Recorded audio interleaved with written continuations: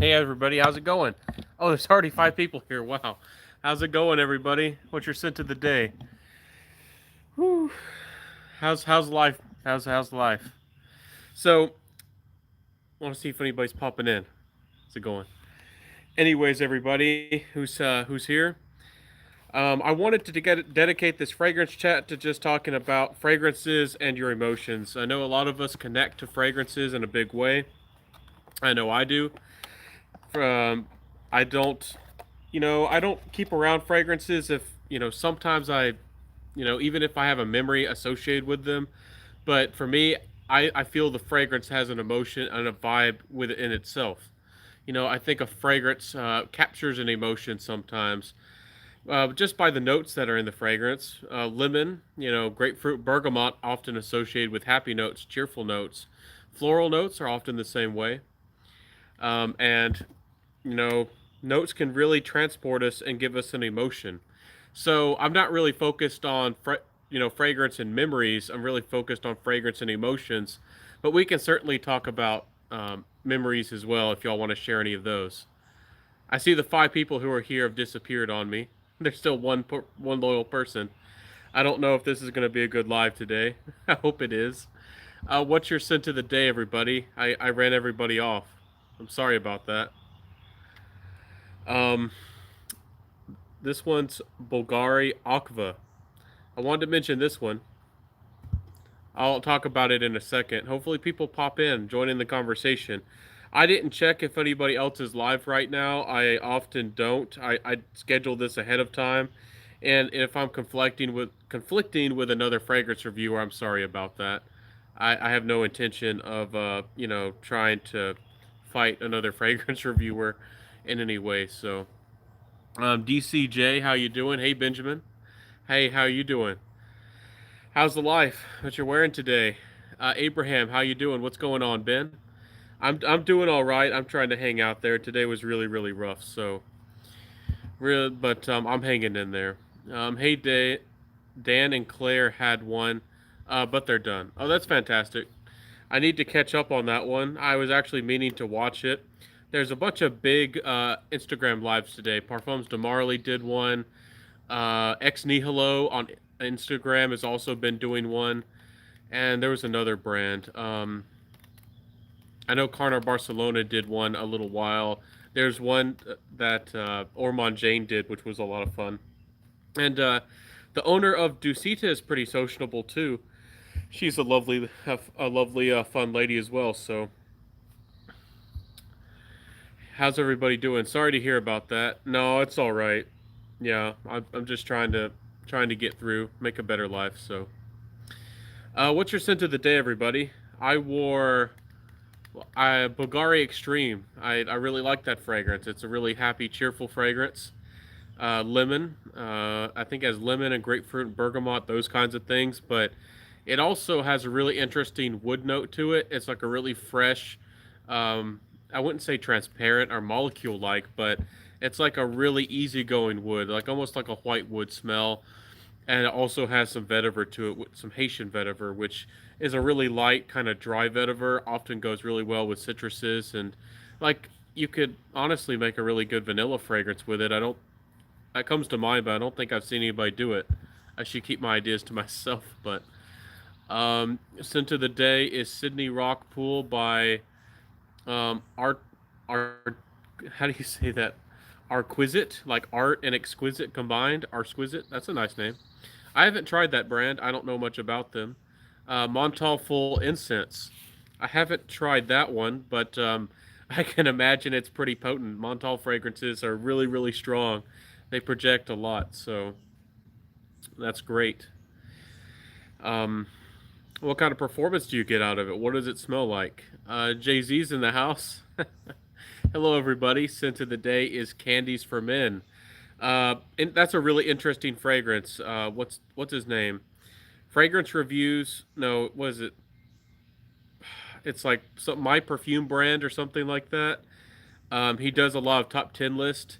A long time ago, I think he sent me a little decant of that, and I passed it on. But I never did a review of it. Let me know. Do y'all want a review of Candies for Men? He thought it was a good idea to do a review. I mean, I review indie content and odds and ends, and sometimes they don't get views, but that one's a discontinued fragrance, and I don't like reviewing discontinued things, especially if they're not easy to get. And I thought it was a decent fragrance. I mean, I think it's a decent fragrance for the brand. It's pretty well composed for a designer, but I didn't think it was, I don't know, overtly exciting or interesting. And I sometimes I do reviews on fragrances that I don't love or maybe I don't think are the best, but sometimes I kind of discourages me because I know somebody might see a video and they might see me doing a review on it and they might want to blind buy it. And I hope, you know, people definitely try things and just don't blind buy just because I did a review on it. There's plenty of times where I think a fragrance is just, middle of the road, or sometimes even I don't think it's a great one, but we all got to test our own fragrances and find what we love and find what we like. So, um, Abraham says, "Scent of the day is vanilla, benjuin. Benjuan. I always want to say benzoine or benzoine. Is that how you say it? By Evanescence. I've heard good things about that brand. I don't remember exploring them, honestly. It's the Centurion. Hey Ben, how you doing? How you doing, my friend? I saw your rockin' video, kind of inspired by rock music. I thought that was kind of fun. So yeah, check Centurion out. I always say, give guys a chance. There's a lot of cool people popping up in the fragrance community. There's new ones all the time, and I know we're limited on time. I know all of us can't watch everybody in the world, but it is fun to be friends with each other, and I do try to watch videos here and there of everybody, especially if they catch my attention. So, not wearing anything now, but I'm thinking about wearing Club de Nuit Intense Man. That's a good fragrance, especially for nighttime wear. Smoky, for sure. So, yeah, that's a really good one. Dean, if you were going to start a collection from scratch, what would you say would be the five that every guy should have? That's super tough.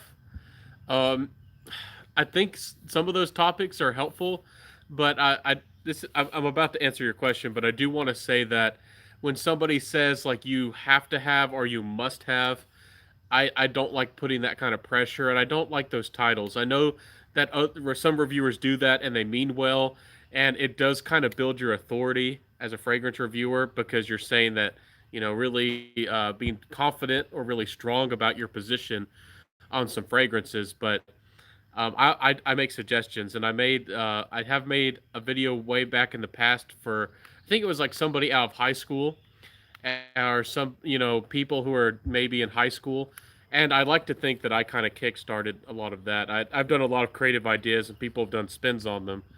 But anyways, five fragrances everybody should have. Ah, that's super tough. Everybody's different. Everybody has different weather, different personalities.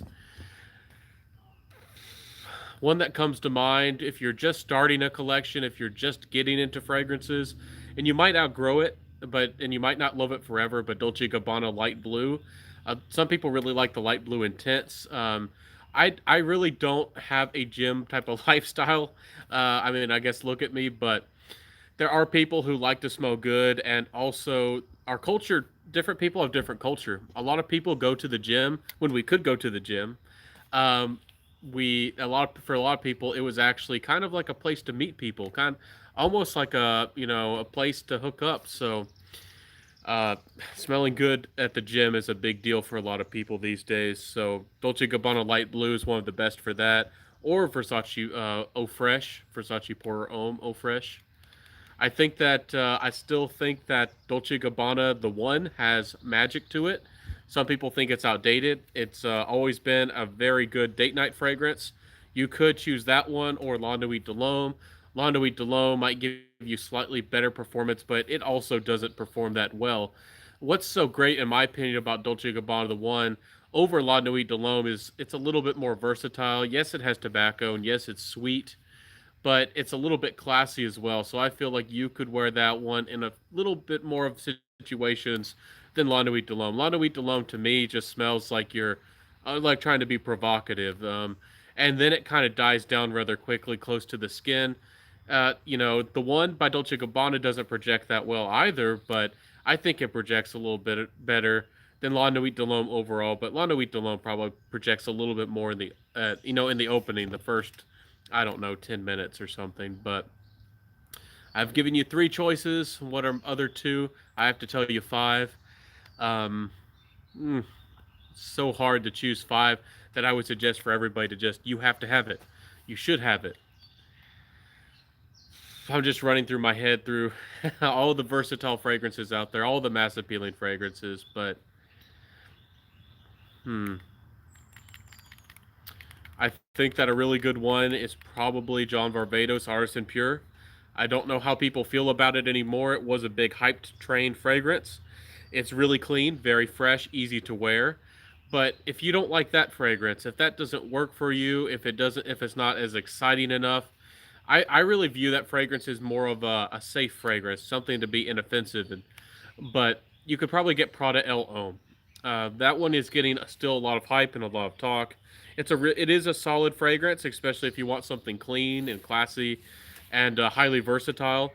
If you just want to smell clean without something blue and not something that smells like shampoo, and nothing's wrong with the blue fragrances. They get lots of talk and lots of hype, and they do sell very well, and people love them. But if you want something that can do the same thing, but just a little bit different, Prada El Homme might be good for you. I personally prefer the Dior Ohm Oh, which I think comes off a little bit more interesting and a little bit higher quality. But yeah, I think it's discontinued. It's getting hard to get. But what's the last one that yet you should have? I'm trying to pick things that are highly versatile but yet good quality. Hmm. What's one? I don't know. Maybe y'all are gonna kill me for this, but what came to mind, and I guess I'll just say it, is like maybe the original or possibly the clone of either Silver Mountain Water or Millesime Imperial. I think that they're both very wearable, but they're both very interesting, and they have a little bit of a twist on something, but they're still easy to wear, highly versatile. You could probably choose Reflection Man or Jubilation 25 instead of those. All of those fragrances are very different, but having something that's also highly versatile, I think is something that's it's just fun, and also was going to work very well for you. Silver Mountain Water has some neroli off the top, and then it has an inky vetiver, and it has like a black currant note to it.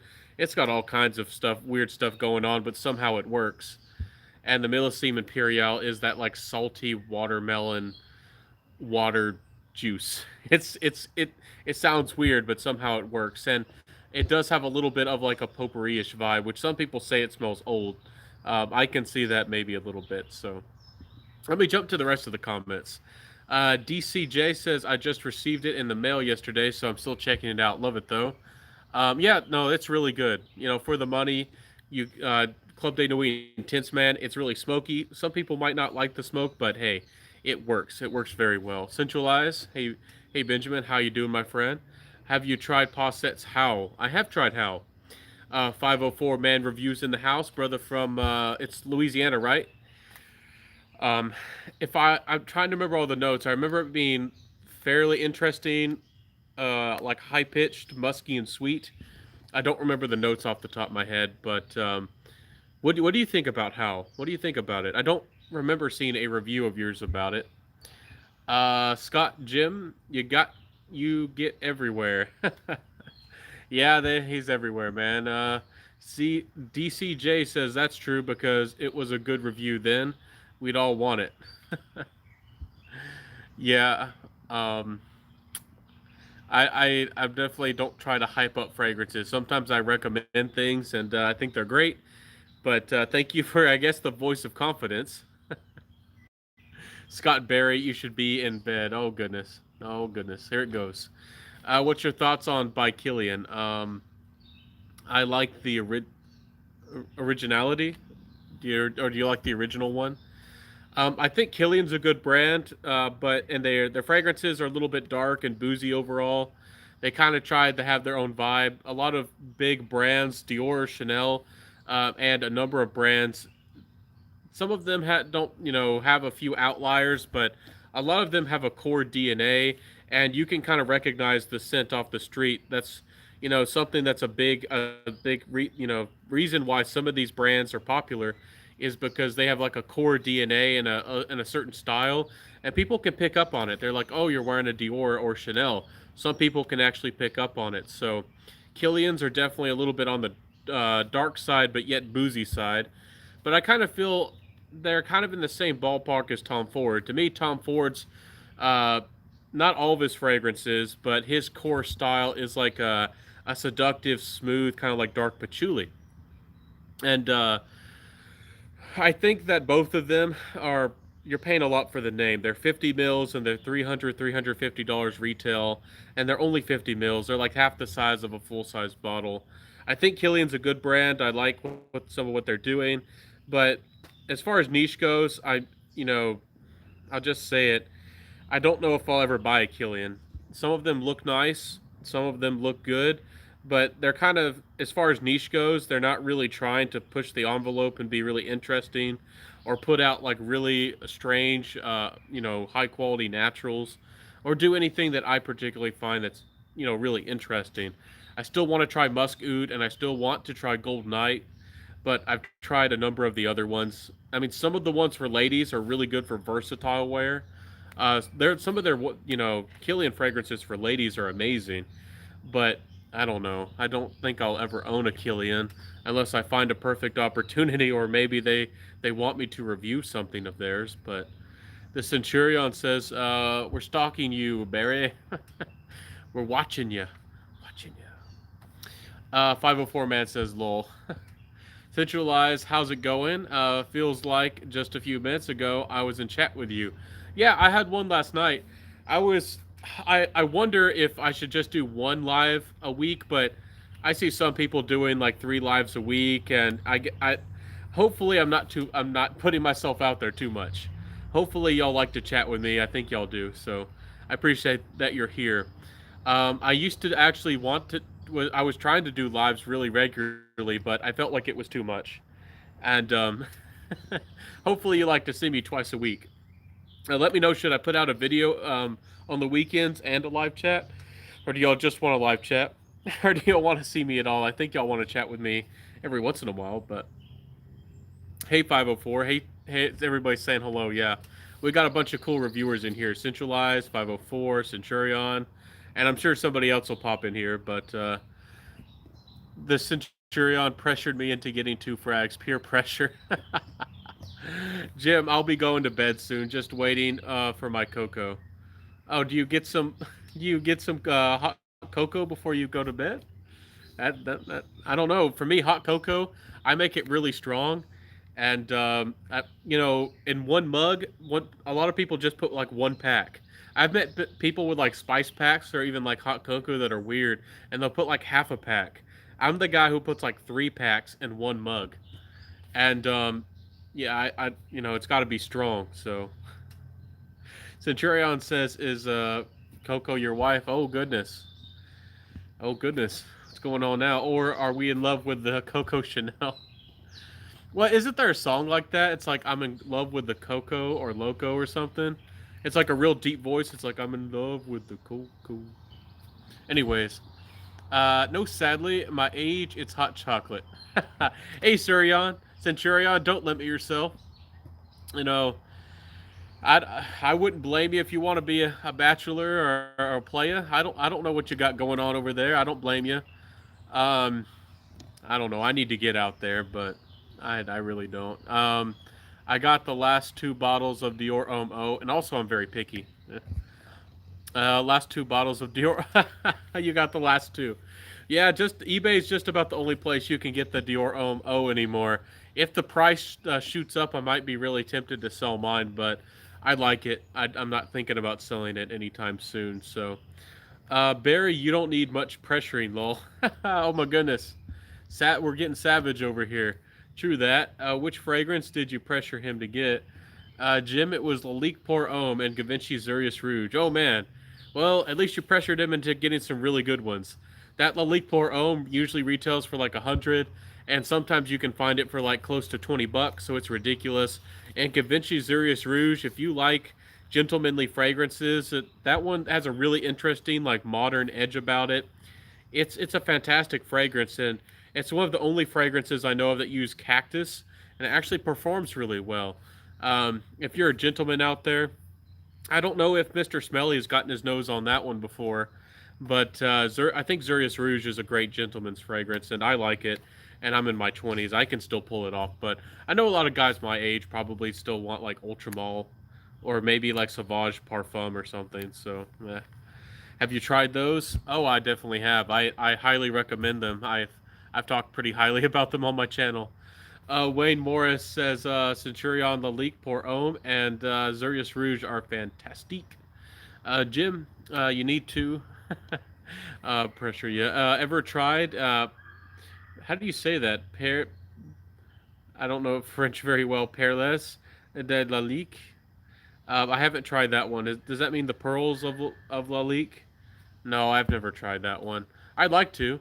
I honestly never heard about that one. Honestly, I've gone to Fragrantica and I've looked at all the Lalique fragrances before, and I've never seen that one. Is it a vintage? I don't know. You mentioned regretting buying. Oh yeah, the X Magic. Is that still the case? Well, I think so.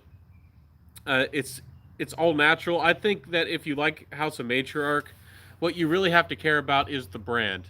In my opinion, when you buy into a luxury brand above designer, even designer, I think that you should be buying into a brand that you care about and you like the style and you like, the image and the branding because you're paying a lot for a luxury product. To a lot of people, buying an $80 fragrance, from the mall is a very big luxury item.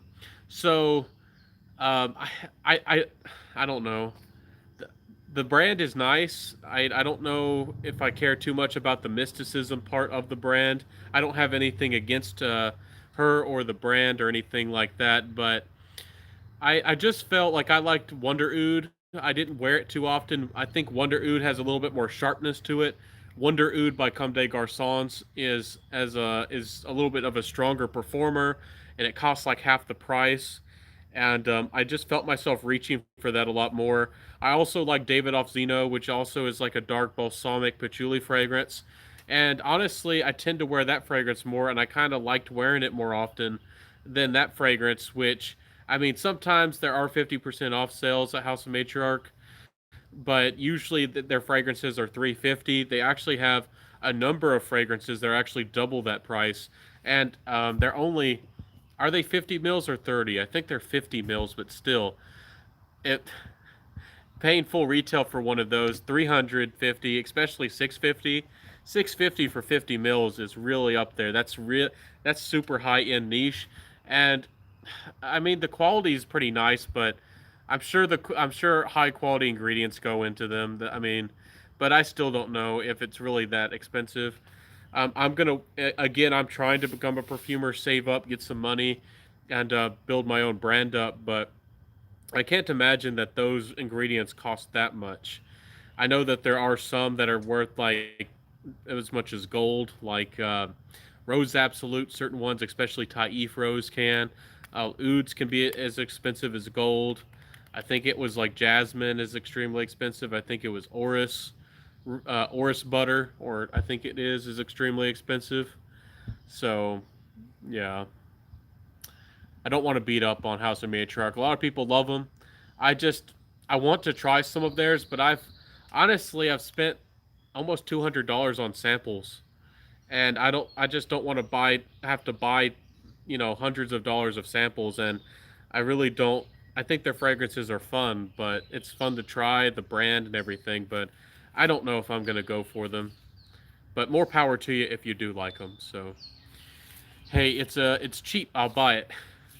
I can be cheap, not always, but yeah, I do like getting a deal. Is Dior Ohm Oh discontinued? I think it is. If you go to the Dior Ohm website, I don't think it's there anymore. That's one of the best ways you can tell if something's discontinued if it's not on the website anymore. If it's not if it's not for sale at the retailers, that you definitely know it's discontinued. If it's not available at Macy's or Dillard's in the USA or any of those name brand mall kind of stores, it's definitely discontinued.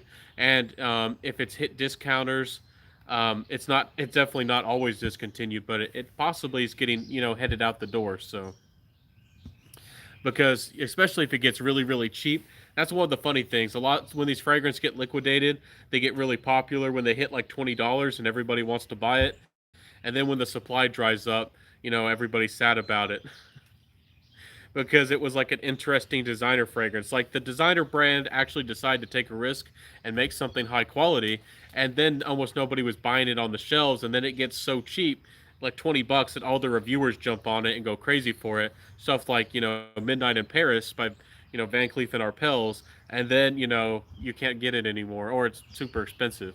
It's really sad that that happens, but what's your opinion on Bond 9? I don't know why, but everybody seems to ask me about my opinion on Bond number 9. I think a number of them smell synthetic. I think for the most part they're not worth the money, but they do have some good winners. Some people, I think there's like a Hampton Oud or something that some people like. I think that Ches Bond is probably the most wearable, or one of the more wearable ones that's really nice. There are a number of them that I probably would like to have, but I wouldn't go anywhere near them for retail. I mean, the smell to the longevity and the quality of it. I just don't think that they're using the highest quality of ingredients. I think that they're using synthetics. I mean, all fragrances use synthetics for the most part, but I don't think that they're using very many naturals as the core of the fragrance. There's a lot of perfumers, and they'll say that to make a good fragrance, you have to have 30 to 50% naturals and as the skeleton, and then you build the rest of the fragrance around that. So to me, a lot of Bond Number 9 fragrances don't seem to really have the heart or the quality feel in the center of the fragrance, like the body of the fragrance. So that's my problem with them. But I mean, what was it called? New Harlem, Montauk, even Bleecker Street to a degree, and I think there's another one, Centerpiece maybe, and that .com one. There's a number of them that are pretty well received and do pretty well. Back in the day, if you had like Bleecker Street or Montauk or New Harlem, you know that was seen as a pretty big deal. You had a really nice fragrance, and I don't know if those are Montauk or New Harlem's discontinued. I'm not sure, but sometimes it's hard to get some of them too. I don't know what they do with their distribution. I've talked to people. They're like, where can I even buy them? I don't. They like back in the day, when everybody was talking about New Harlem, they're like, I want it, but I can't. I don't know where to get it. Nobody was selling it online, or it was always sold out. I can tell. I can't tell him what I think about them. I'm doing a first impression. So okay, a little bit of pressure, huh? A little bit of pressure. DCJ says, Morris, I've heard that it's almost impossible to find in the USA. I was at Saks on the weekend in January, and they had two 50 ml bottles left, so I bought them. Yeah, it's definitely discontinued. Again, if you're watching my lives, you probably already know I've tried to put the word out a lot. And hopefully you'll spread the word. But Aventus, not Aventus, Aventus is such the biggest top seller of Creed. I almost want to say Creed is Aventus. Creed, rename yourself as Aventus, and maybe it'll help you. Anyways, Creed's been bought out, and we don't know how if much is going to change or anything, but big changes might be coming. Mugler's been bought out, and Dior has definitely changed its line. And some of that came from reformulations. Early this year there was some new regulations that came down the pipeline, and I still have to get a review for y'all out. But Aventus of 2020 definitely has been changed. So I've heard that it is almost. Oh, I read that already. Centurion, thanks, Barry. I'm looking forward to that one. Yeah, for sure. What do you think about Chesbon? Chesbon it's in my opinion, it's more of like a citrusy, fresh, like a little bit more, almost like a lemon focused or lemon heavy version of Green Irish Tweed. I guess I'm an outlier. I don't follow trends, and I don't, even if big name reviewers and people I respect a lot say that they like something, that doesn't mean I'm going to fall in line. For me personally, Green Irish Tweed has always been a fragrance that has smelled nice, but I didn't feel like it was really, really fresh. A lot of people talk about the lemon verbena and how fresh it is, and how, I don't know, like invigorating, or I don't know, I guess fresh the fragrance feels. but there is some freshness off the top, no doubt. But for me, green Irish Tweed smells more of like the rolling hills of Ireland. Green Irish Tweed to me smells like, I don't know, like a man wearing a green wool coat, just on a pasture of rolling hills in Ireland. It does, and maybe like yellow flowers everywhere. It doesn't really smell like, to me, like lots of lemons and super fresh, like lemon trees. And a lot of people seem to focus on the citrus aspect, and to me, Ches Bond really does that very well. I think that Ches Bond is much more citrus focused, but still has a very nice, wearable, very modern green aspect to it. It can smell like the forest right after the rain. It smells kind of like a really nice green park. It's I really like it. It's highly versatile.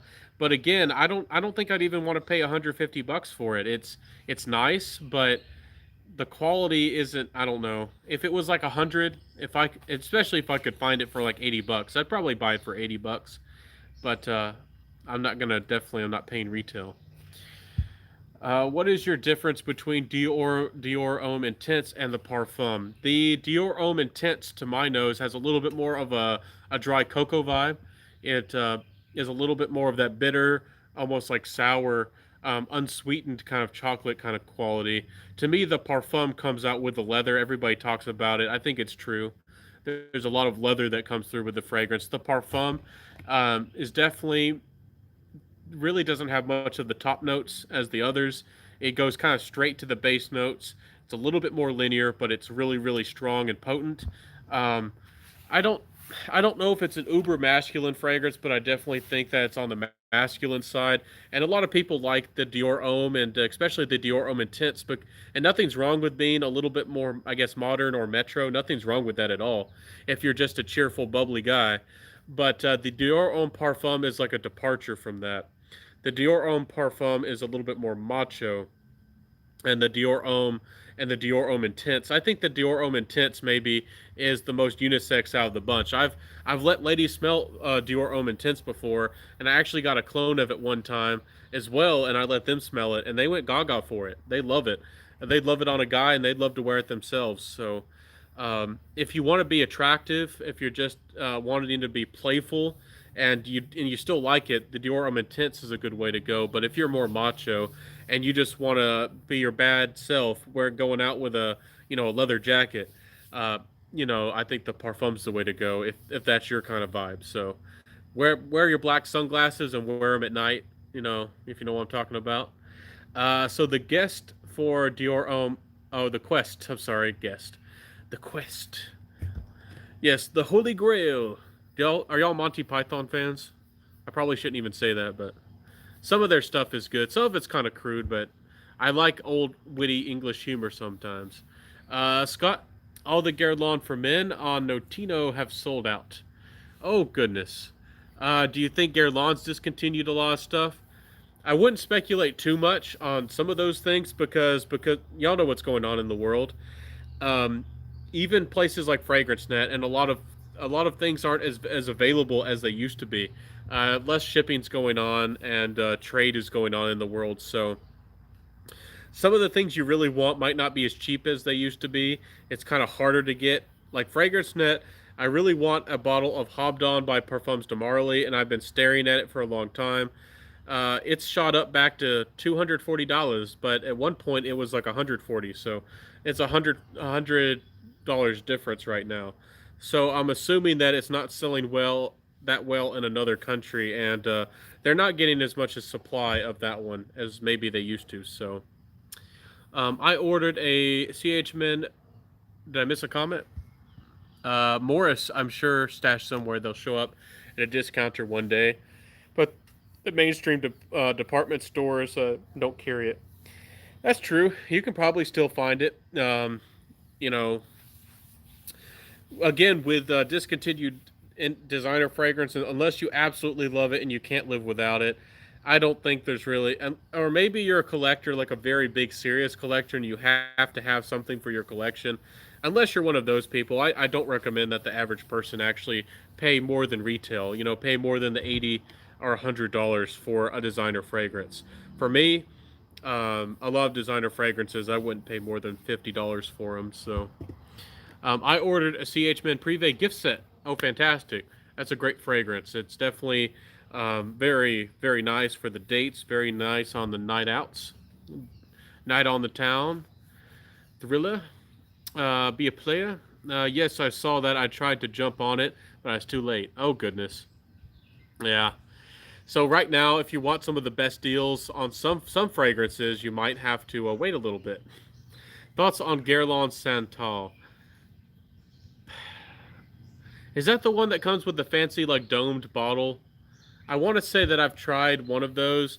There's like if it's the one I'm thinking of, and it has like a dark bottle, and they have those like funny golden caps. Anyways, it was really nice, but I got like 6 hours out of it. It was getting some hype for a little while. It is kind of a hidden gem, but it never goes really cheap. I could only find it for like $60, and sometimes it was hard to find.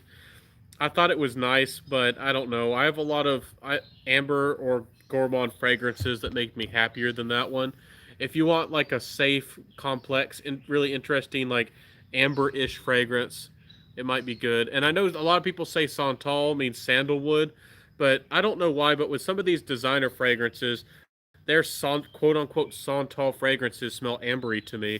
Um, they don't really smell sandalwoodish to my nose, so I think it's really funny that way. I ordered the Juliet has a discovery set, 12 in total. I'm looking forward to see your thoughts. I really like oil fiction. It kind of dies on the skin and then kind of comes back and has a second life. It's really interesting. I've tried a number of them. I really want to see your opinion on Moondance, but I don't know if that came in your discovery set. I think that's one of their high end ones that's kind of more exclusive, but they have some really nice stuff.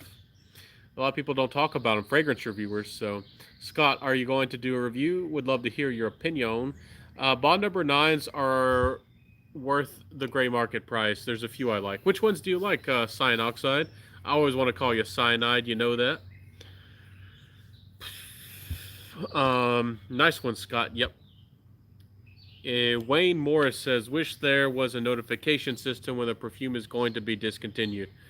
Yeah, it'd be nice if they did announcements, wouldn't it? It'd be nice if they told you when they were going to do it and also kind of did a press release for their new fragrance. So the best way to go is to just, be aware of the prices, go to the original websites and also look up the retailers and see if it's available at the retailers. If it's not available on the website, sometimes they make mistakes. Sometimes companies don't update their website enough. That's not a foolproof way. But if retailers and distributors of fragrances aren't carrying it anymore, outside the gray market, regular stores aren't carrying it anymore. That you can just walk in and buy it. Yeah, it's definitely out the door. It's definitely discontinued. So, Privé, I only find it perfume click and it was a gift set, cost $50.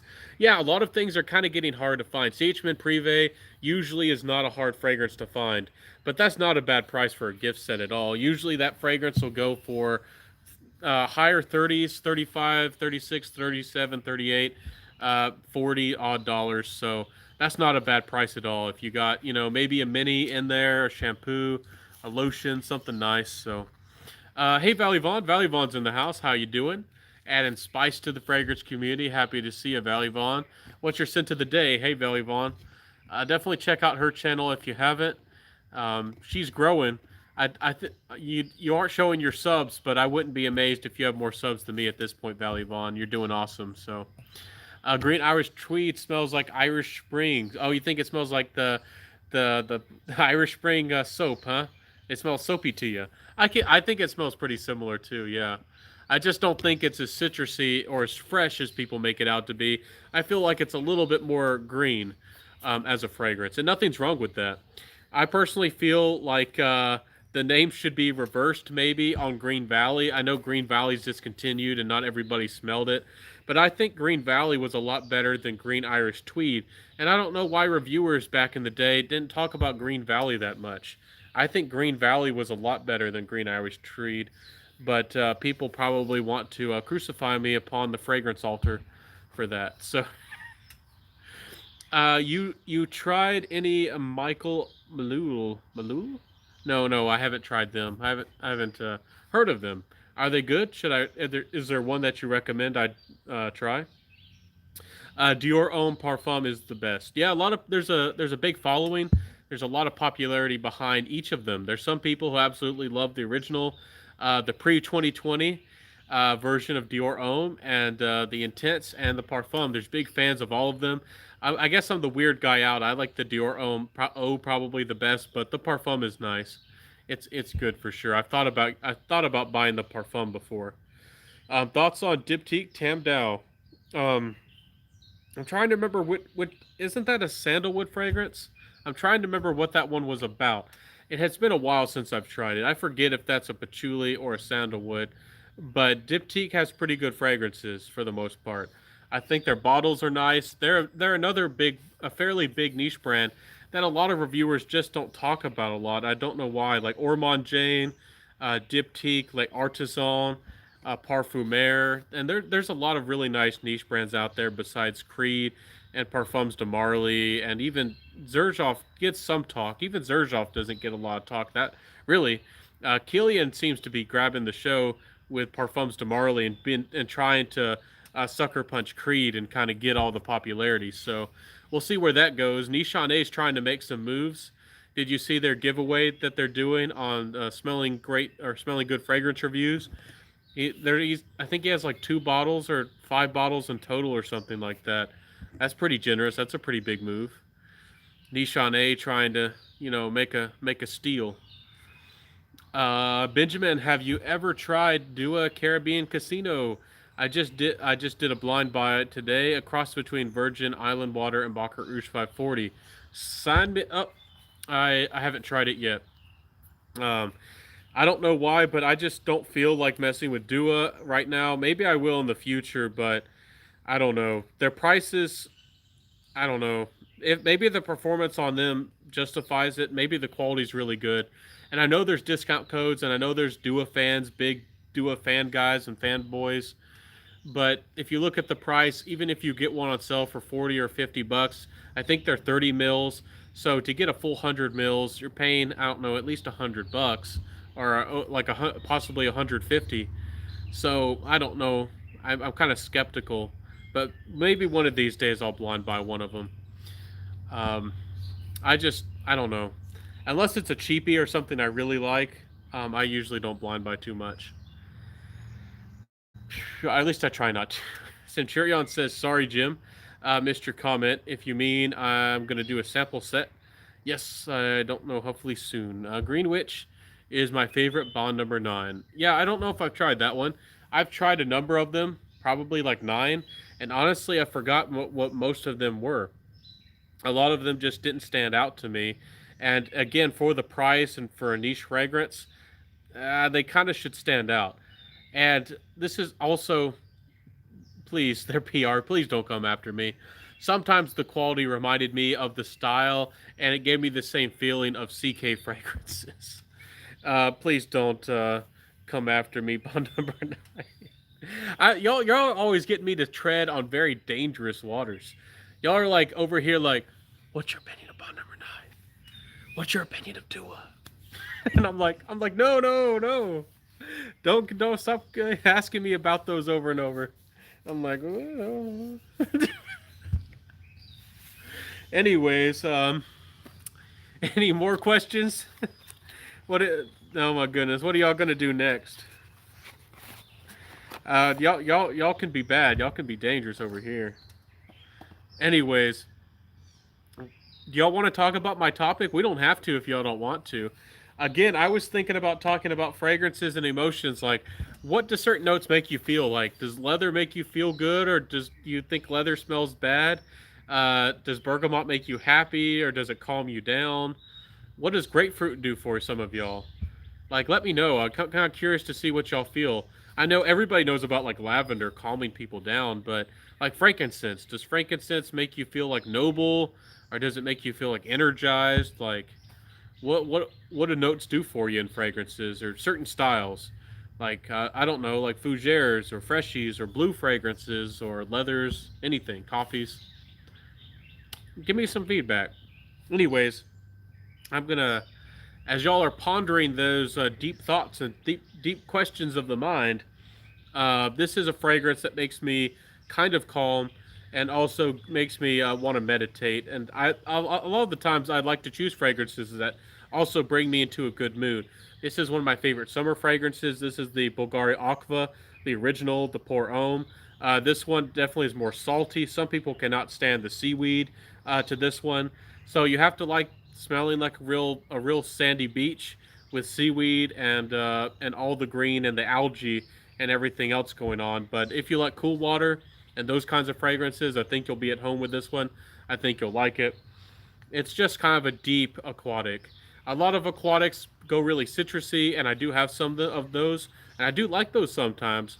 But this one's got a little bit more complexity to it. And again, I think that Bulgari Aqua fragrances for the summer, I think that the Bulgari Aqua are some of the best summer fragrances out there. If you really want to smell like the ocean, if you want to really have a good time as far as aquatics go, nothing's wrong with blue fragrances, but these are still pretty mass appealing and easy to wear, I think. So, I mean, hey, why not go for one of these and have something that actually smells like the ocean?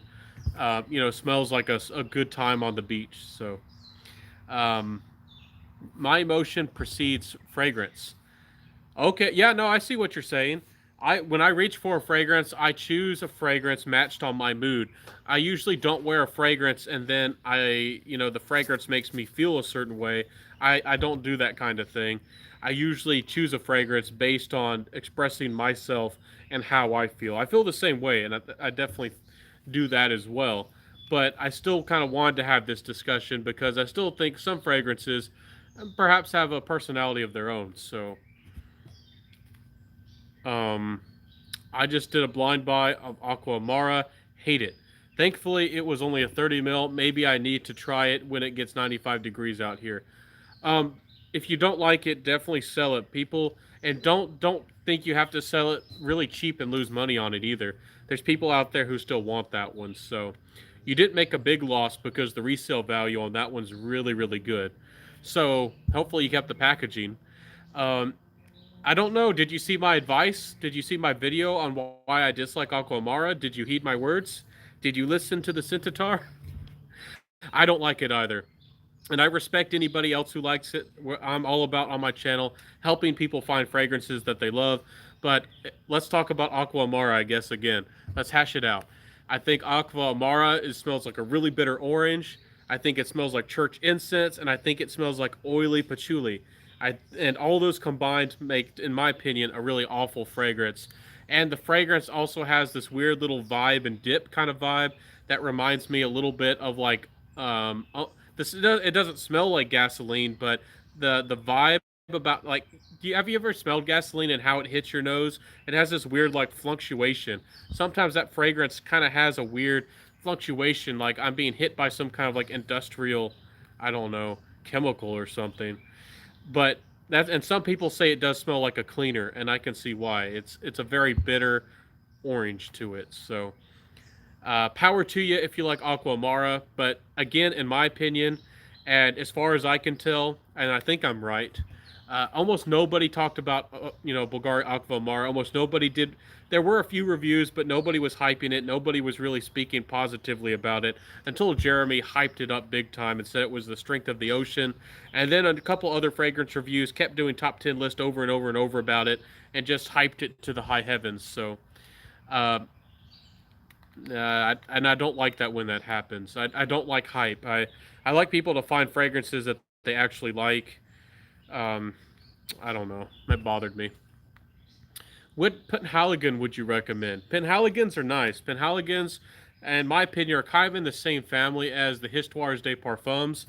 I haven't tried a lot of their new portraits collection. I really want to get Terrible Teddy and Roaring Radcliffe, which are definitely high end fragrances. I don't have the dough, but Penhaligon's has some really good stuff. If you kind of want something more interesting, and you were a big fan of La Nuit de l'Homme, y'all definitely have to try Endymion, especially the concentrate.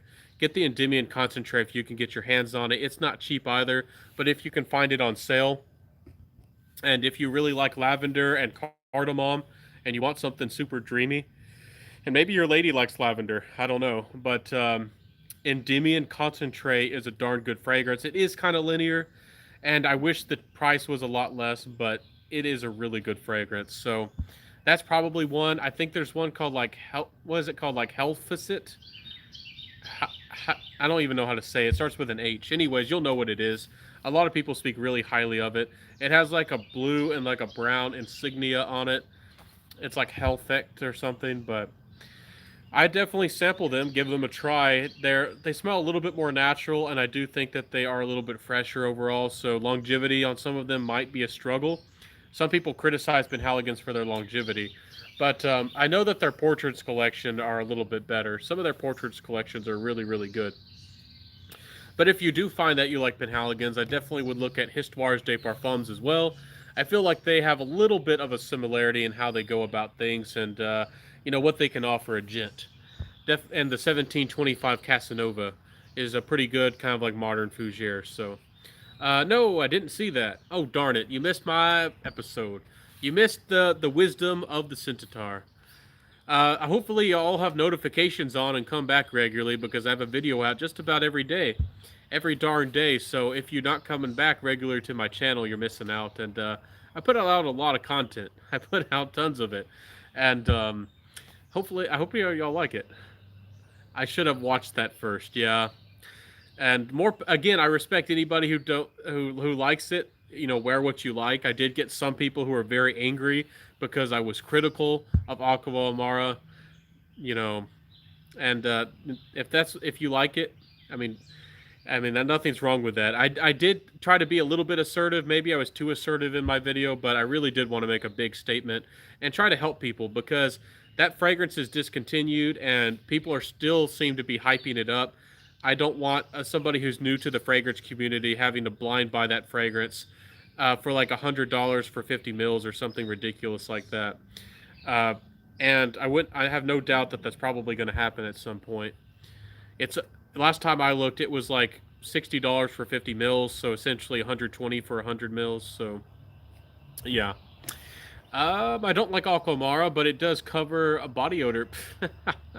Please don't do that with fragrances. You know that maybe you'll smell better at a distance, but if somebody gets close to you, they'll definitely be able to tell something's off. So, clean yourself up, my friend.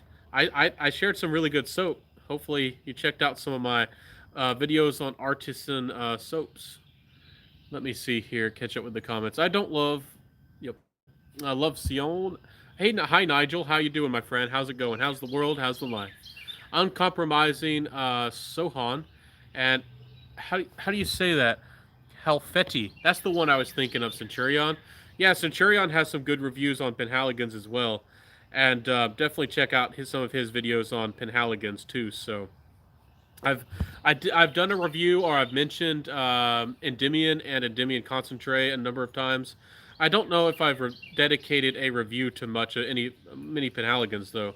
I want to try more. So everybody's saying hello. Jupe, wow is good. uh, I don't know if I've tried the WoW version, but if it's anything like the original, more power to you. But it's not from me. Thoughts on Ojan? I I always have to double check and look at the notes because I always mix up Carlisle with Ojan.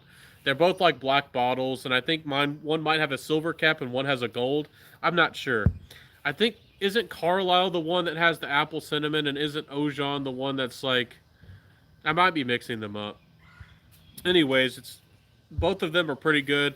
Both, lots of people like them. I remember liking Carlisle more than the Ojan, personally, but some people really like it. I think it's has a little bit more personality. It's a little bit more polarizing, so I definitely would sample before a blind buy.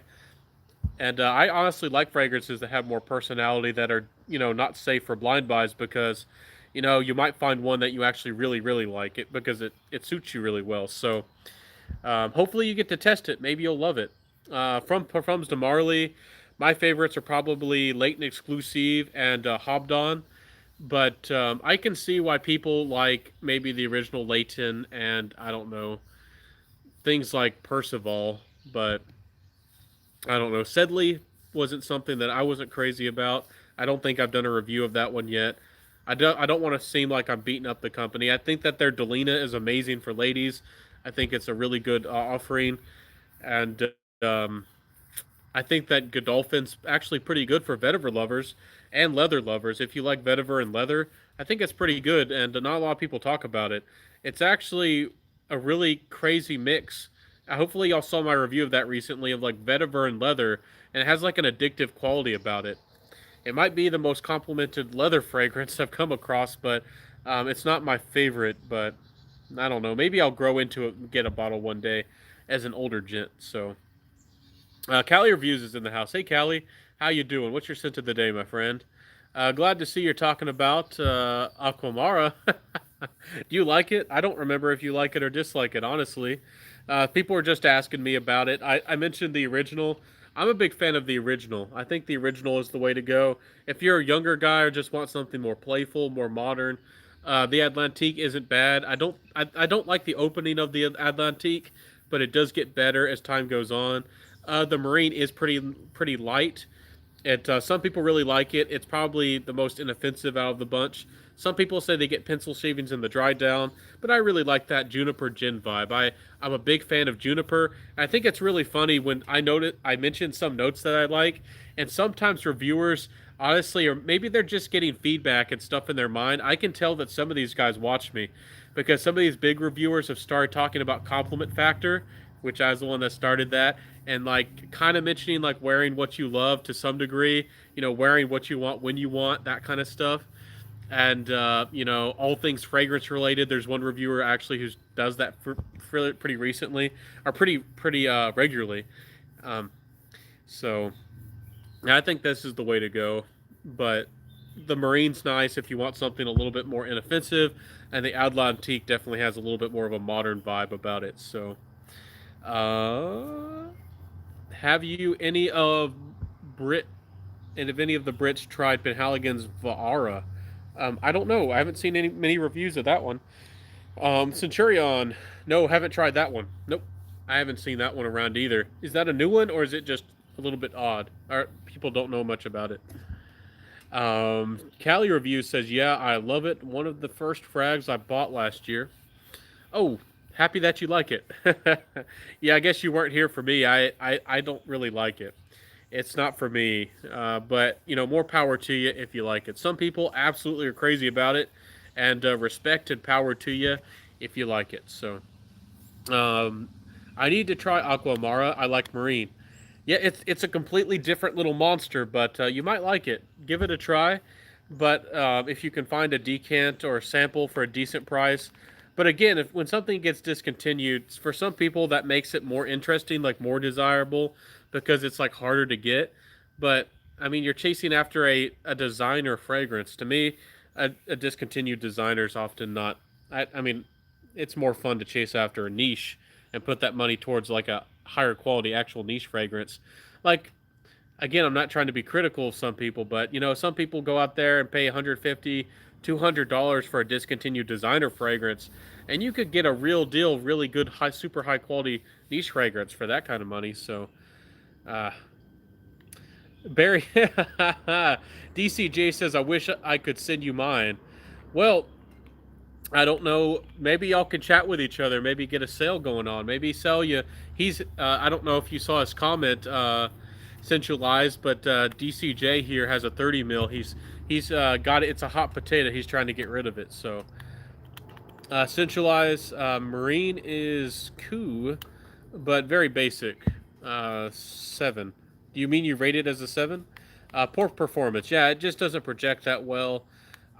Some people say they get absolutely terrible, like the worst of the worst performance. I was getting like 4 hours, if I maybe 5 hours if I was lucky, but the projection just wasn't good. So that's how we use.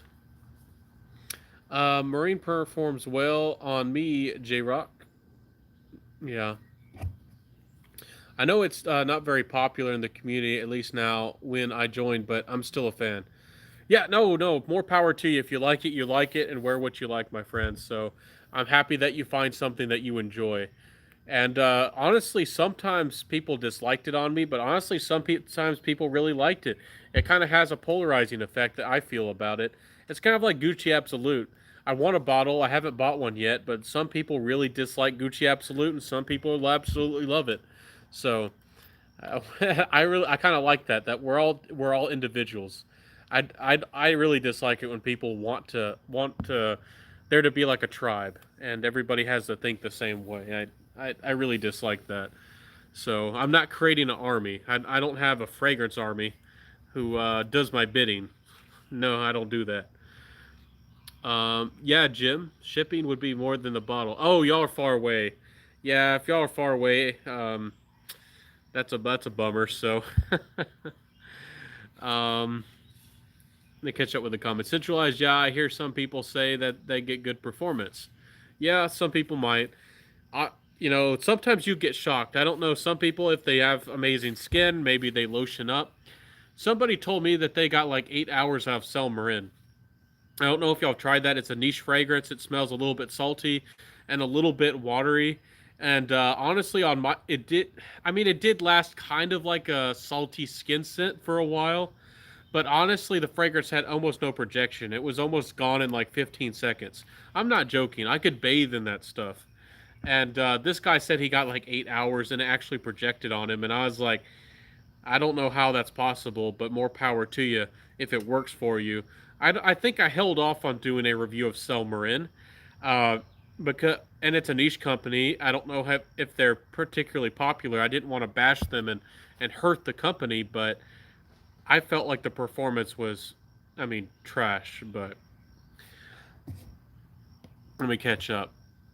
I hear some people, Ted Lapidus. Does that get all the tail chasing you? Is that's what happened in lead? Does the Ted Lapidus still work for you, my dude?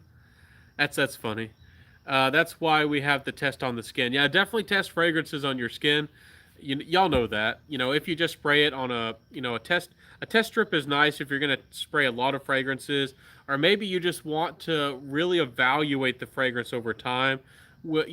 As a fragrance, perfumers still use tester strips that if they're wanting to see how the fragrance transforms and develops over time with how the fragrance is actually composed. But they definitely test it on the skin as well. And as you go around, you're probably, I mean, I guess you could get away with it if you only spray your fragrance on your clothes, but when you spray it on your skin, the fragrances can change. So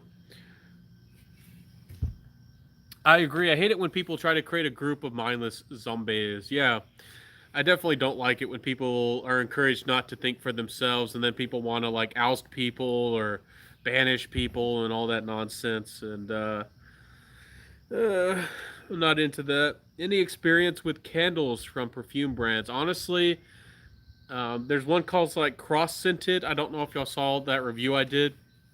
There's a really nice gentleman, and he sent me like four of his fragrances, which I thought they were all right. He did. I think he wanted me to talk more highly of them. I'm sure he wants to do well. He's probably making things out of his own house, and he was a really cool guy. He actually reached out to me by email. I didn't reach out to him, and he sent me two candles, and I actually thought his candles were pretty good.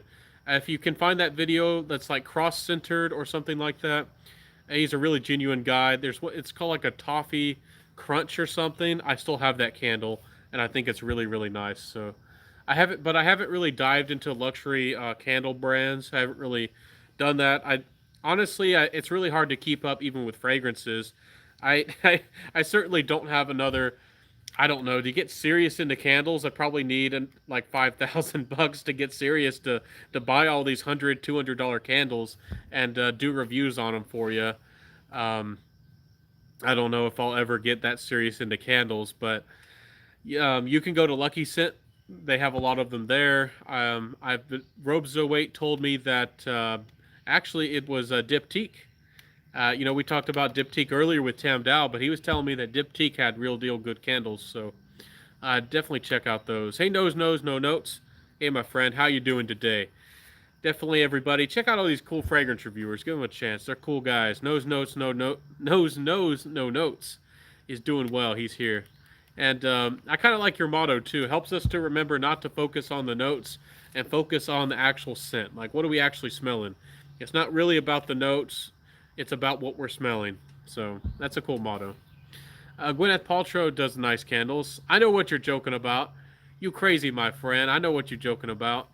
You're a wild man. Gwyneth threw out some of those crazy candles inspired by the scent of what's underneath, underneath the clothes. So that was really wild. I guess it was a big statement, and there's some people out there who I don't know find that funny or maybe rebellious. I don't get it. I certainly would not buy anything of that nature. Hey Brian, how you doing? Hey everybody. Candles aren't worth the money for me, to be honest. Yeah, it all some people really they kind of for me personally, instead of buying like $100 or $200 candle, I'd rather buy essential oils.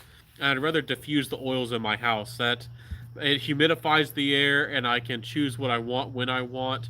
I have a lot more variety, and I have no doubt that these $100 or $200 candles are using high quality ingredients, but I don't know if they're using you know um, that really high quality oils like that I can get for 10 or 20 bucks. So I'd rather diffuse fragrances, but everybody's different. Some people love candles, and some people like that you can burn them for so long and they're nice little aroma. So I love Joe Malone candles, but they be expensive. Very true, very expensive. I don't know if I'm ever gonna mess with them. I haven't tried Joe Malone candles. Maybe Joe Malone's. That's where the action's at, because most of the Joe Malone fragrances I've tried weren't great. I thought the wood sage, is it called wood sage and sea salt, or is it like orange? There's one that has like orange. So, maybe it's mandarin salt and something. I don't know. There's one of those, and it was pretty good, but the longevity wasn't good. So I don't know. Joe Malone isn't for me. It's another one of those houses I don't talk much about because it would sound like I'm just beating them up, and I don't want to sound like I'm overtly criticizing any one company. That's one reason I haven't tried to, talk on Creed too much, recently. I've tried to let up on that. So, lots of places do Joe Malone inspired copies. I have no doubt. Joe Malone's actually a pretty big top seller out there. I think it's in the UK. Lots of people like him. Centurion says, "Hey, Centurion, how you doing, my friend? How's the world? How's the life? No notes. Joe Malone is a house that will never be. I've never been drawn to. Never tried it though. Yeah, they're really light. They're really easygoing. They're not. The fragrances are more on the fresh side instead of the rich side. I tend to be drawn to more of the rich scents. I like the patchoulis and the coffees, the tobaccos and the leathers. I like the stuff that sometimes is more gourmand. I do like a good musk every once in a while, and things like that. And sometimes I do love a good citrus. I like mint sometimes. Wood sage and sea salt. Oh yeah, that's the one centralized. You got my back. But yeah, Joe Malone isn't for me. But some people are absolute. There's a market for a lot of things. Like lots of people in the U.S. or just maybe in the fragrance community think that Jean Paul Gaultier as a house isn't that good. But Jean Paul Gaultier, I think it's in like France and some places out there, is super trendy. People buy up the fragrances and buy up their clothes and their fashion like nobody's business. The Jean Paul Gaultier is making buco bucks, and it's funny how if you live in different places in the world, you might not even know about how big the world's a big place, about how big some of these brands are and how successful they are. So I love Joe Malone. Pomegranate Noir. Yeah, they do have some decent ladies ones, but again, the longevity is not good. I like the English pear and freesia for a lady, but I again with the for the price, I'm just like nah. What are you wearing with Sasha's in the house? Hey Sasha, how you doing, my friend? Jean Paul Gaultier is awesome. I love the fragrances. Which one do you like the best? Maybe because I'm Dutch. Europeans love Jean Paul Gaultier. Yeah, I don't know why. It seems like a lot of the countries outside of the USA love Jean Paul Gaultier a lot more than people in the USA do. It's. I think it's kind of interesting. I'd be really. I'd love to see people's opinions and maybe figure out why that is. Um, Joe Malone's and Zara have just done a collab. Yeah, you're right. I think I saw Just a Rose do a introduction of that one. I haven't tried any of those fragrances. A lot of people ask me to review Zara's all the time. I don't have a Zara store anywhere near me. I've never seen anybody sell Zara unless it's online sometimes. And even some of the Zaras are kind of hard to get. I don't know. A lot of them seem to be clones or repackaged. I mean, I'm sure that they have some that are good for as far as clones or everyday wear goes. But I personally, I've never been drawn to Zara fragrances. There's a lot of really good, affordable designer fragrances and things that to me look like they'd be better quality. But I don't know. Maybe I need to give Zara a big chance. Maybe I need to try a little bit more with them. Classique. Oh yeah, really nice. That one's good. I remember it being kind of soapy. Is it soapy to you? Sturkiem. What does that mean? But Netherlands, yeah. I have a lot of Welsh, so I feel you there. Do I look like I'd fit in with the Dutchlands? Oh, they're throwing out the Dutch on us. What do Dutch people think about the Welsh? I don't even know what. I'm probably getting myself into trouble over here. Um, Sasha meets nose. Oh man, hey, if that happens, more power to him. More power to him. So, centralized with the weak man. y'all, yeah, y'all are funny, man. I got your back. What's your scent of the day? I'm wearing Bulgari Extreme, Bulgari Ohm Extreme. Really nice, fresh citrusy fragrance with some interesting woody notes and Haitian vetiver in the dry down. I quite like it. Oh, hey, original dog man, how you doing today? What's going on? What you wearing? What's your scent of the day? Um, yeah, you could be Dutch for sure. Yeah, I've watched some movies and stuff. I like to watch movies internationally, and I do think that I would fit in over there. Got Irish and Dutch and stuff going on. So, um, what's up? Hey, Fragrance Journey, everybody's popping in. How you doing, man? Hey, Fragrance Journey. What's your scent of the day? What you wearing over there, man? Happy to see you. Definitely check these guys out on their channel if you like their content. So check them out. Give them a chance. What are you wearing with Sasha? The Warm Tobacco by Zara is supposed to be good. I've heard that. I've never blind bought it based on the reviews, but it's supposed to be really, really good. I've heard that. A lot of people hype that one up. That warm, what's it called? Warm. I can't even remember. Warm. It's like something warm addictive. I can't even say it right. I don't know where my mind is right now. Today was bad, so. Oh yeah, I saw that one on photos of Bulgari. It's pretty good. It's a pretty good house. I like Bulgari fragrances. I think that they're classy and they're easy. A lot of them are pretty easy to wear. I think that Bulgari, as far as designer fragrances, got a good thing going. But it's just not a house that, for some reason, people talk about, and they never become true cheapies. I guess a lot of their fragrances still kind of hover around 35, around $40. Some of them, they never really get cheaper than 50. So you can't get usually a good Bulgari fragrance for like 20 bucks. So maybe that's another part of the why they aren't so popular. I don't know why, but I do like a good Bulgari. I got the Aqua showing y'all that today. So original Dog Man says scent of the day is Fahrenheit. Really enjoyed it today, even if no one else does.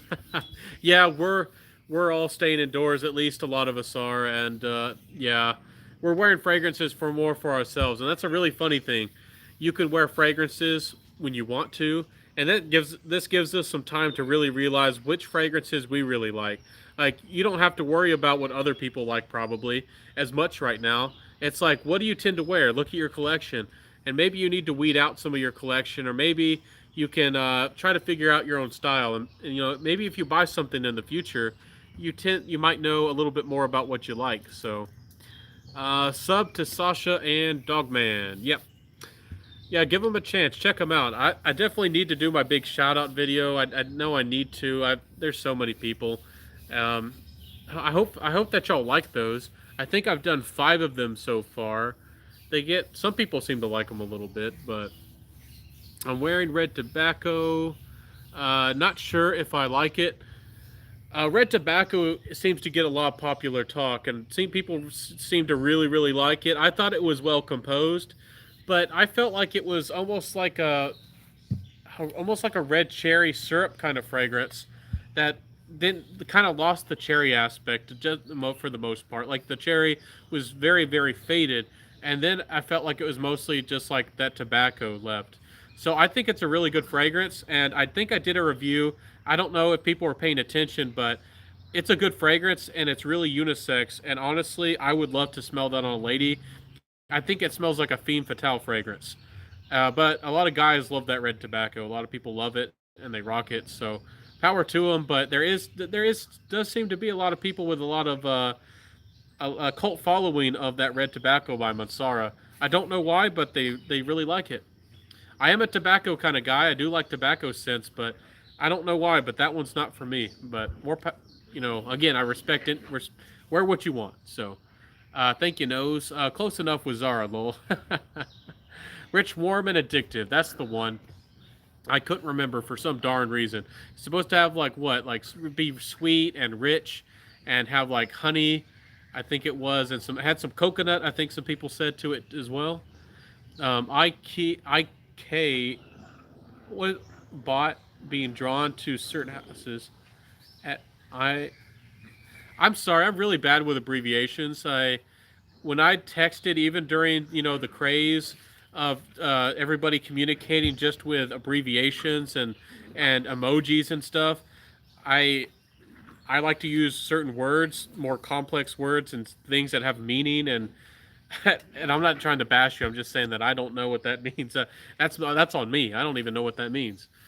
I know like things like BRB, be right back, and the basics, but I don't know. I only tried the Gucci last week, Gucci Absolute, and I love it. Yeah, see, that one's polarizing too. A lot of people don't like that Gucci Absolute. A lot of people say it smells like Band Aids. But what I get out of it is kind of like a really rich, almost like a rich golden vetiver fragrance. Maybe like a distant cousin to something like that Hermes Intense Vetiver. But it also has almost this petroleum vibe to it. And I do get leathery nuances from it as well. I really like it. I know I'm going to get myself a bottle of it. There's been a couple big names in the fragrance world who have said it's pretty much a masterpiece. So it all depends on your opinion on fragrances. Some people don't. Some people hate it, but some people crazy about it. Um, anyway, I bought Guilty Black and I like it, but poor performance. I've had some people who tell me that I need to buy that fragrance, and they said that it smelled extremely good, and the ladies really liked it, but I never did. But I was suspecting it had kind of bad performance, but I didn't know it'd be really bad. Um, I don't know. That Gucci Black, I would like to try it sometime, but yeah. Well, how bad performance are we talking about? Are we talking about 1 hours, 2 hours, three, four, five? What are we talking about? Fresh, unexpected, spicy is good too. Um, I'll have to try some of these Zaras sometime. Some people seem to really like them. Not being drawn. I mean, oh yeah, not being drawn. Okay, certain houses. I know I caught on for that. I just didn't know the initial. Anyways, I'm wearing Chanel Chance. Oh, Tendre. Is that the one that's green or is that the one that's pink? I always have a bad time figuring out which Chanel Chance flanker that there is. Isn't there 4 of those? Those are funny. Those bottles all look this. They look really nice. I was saying it's funny that they all have the same bottle, and they're all like flankers. It's kind of like a little team of fragrances. It's kind of funny. I still love Fahrenheit. I like Fahrenheit too. Fahrenheit's good stuff. I don't think it's dated. I don't think it's bad or old school. I still think it can be definitely pulled off here and not smell dated at all. It's definitely more of a masculine fragrance, and a lot of people are moving away from overtly feminine and overtly masculine fragrances, but I still feel like they have a place. I still like to have fragrances that have a lot of big personality. I don't want to just wear like molecule fragrances or transparent ozonic things that probably are going to get really really trendy in the next couple of years. Like in the next decade, a lot of the popular fragrances might smell a lot more like eccentric molecules in the future. I think that might happen, and I'm kind of worried about it. Um, Super light. What would you say? What catch up? Nose notes no note says red tobacco is one I have to spray. Super light is overpowering. Yeah, Monsar fragrances are usually pretty good performing fragrances. Most of the time, you don't hear complaints about Monsara and their performance. I have Oud Vanille, and I definitely don't overspray that one. Three sprays usually is the max I go. What are you wearing with Sasha? Just subbed. Yeah, everybody check them out. Original Dogman, Centralized. I want to try red tobacco. A lot of people seem to really like it. Yeah, it's kind of sweet, and honestly, a lot of the Monsaras have that kind of juicy quality. I don't know if y'all saw my review of what was it, like Roses Vanilla, and I talked about it being the smelling a little bit like apple juice. It does. It's really funny, but it smells good, no doubt about it. I have the same cloyiness that makes me nauseous, but the same way Londoit de Lome does. Does Londoit make you nauseous? Londoit de Lome, personally for me, never made me feel that way. Londoit de Lome smells pretty natural to my nose, but I guess it all depends on your skin and your nose and how you feel. And I do tend to underspray or just spray average. Most fragrances I spray three, four, maybe five times. I usually don't spray more than that. And honestly, I'm around sometimes people that actually complain at me when I wear like five sprays. I've had people complain a lot at me if I even wear like four or three. So it all depends. So your channel is doing great, Benjamin. Your lives are great. Well, thank you, Sasha. You're very kind. I appreciate that. I'm trying to do best on my channel. I really do appreciate all the love and the support and all the cool people I've become friends with. And I'm grateful for my channel as well. Very grateful. I also have an Instagram if y'all don't know, and I'm doing very good on Instagram. And there's a lot of cool people over there as well. So lots of cool. The fragrance community is pretty good overall, I think. So thank you for being here, Sasha. Led says Guerlain, Jiki.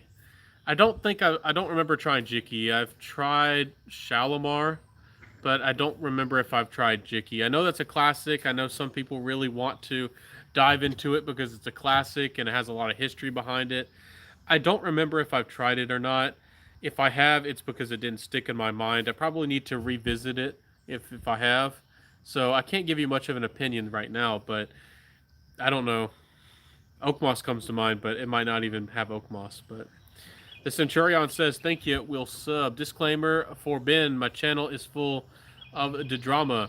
I know. I stopped by your channel and I tried to watch a little bit, and yeah, you definitely shoot straight and you speak your mind. So yeah, if y'all check out Dogman's channel, he has his own thing, and more power to him. You know, if that's what he wants to do. If some people, or if that's what you're into, go for it. So I mean, the people are listening. Some people are really going for it. So Sasha has a great channel, just sub two. Sorry, Ben, 200 word limit. Is that in your comment section? Is that in your comment was too long? That's crazy. You're going over 200 words. Or am I sub to Centurion? I think a few weeks ago. Yeah, Centurion. All these, definitely support each other if you like, each other's content. I'm not saying you have to, but definitely check each other out. See if you like them. Find somebody you like. So, Guilty Black, 3 to 4 hours max. Yeah, that's not great. Not at all. But maybe if you're just going to a public event and if you want to keep it around, that could work if you're just going on a date or just out to a stroll on the park, if whenever we can do that in the future, or whenever you want to I don't know, go shopping or even to the mall. A lot of activities we do, don't take that long. So um, is it the pink one? Came out 2019. Super good fragrance. It's a flanker of the original Chance. Okay, so you're talking about the pink one. Yeah. Do you think that's the best one? I need to retry those. I remember going to the mall and I tried the green one, And I don't honestly I don't remember which one I saw a review of, but I thought the green one was decent. But I remember saying to myself, "Is this what all the hype is about?" The green one might smell a little bit more old school or a little bit like soapy and floral. I'm not sure. So let me catch up with the comments, everybody. Let me catch up. A Centurion weather looks nice, awesome.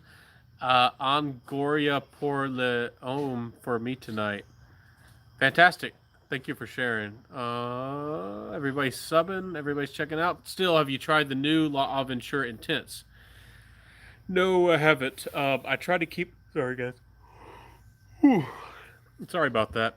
Um, I try to keep up with fragrances. I do buy a lot of fragrances and I sell a lot of them.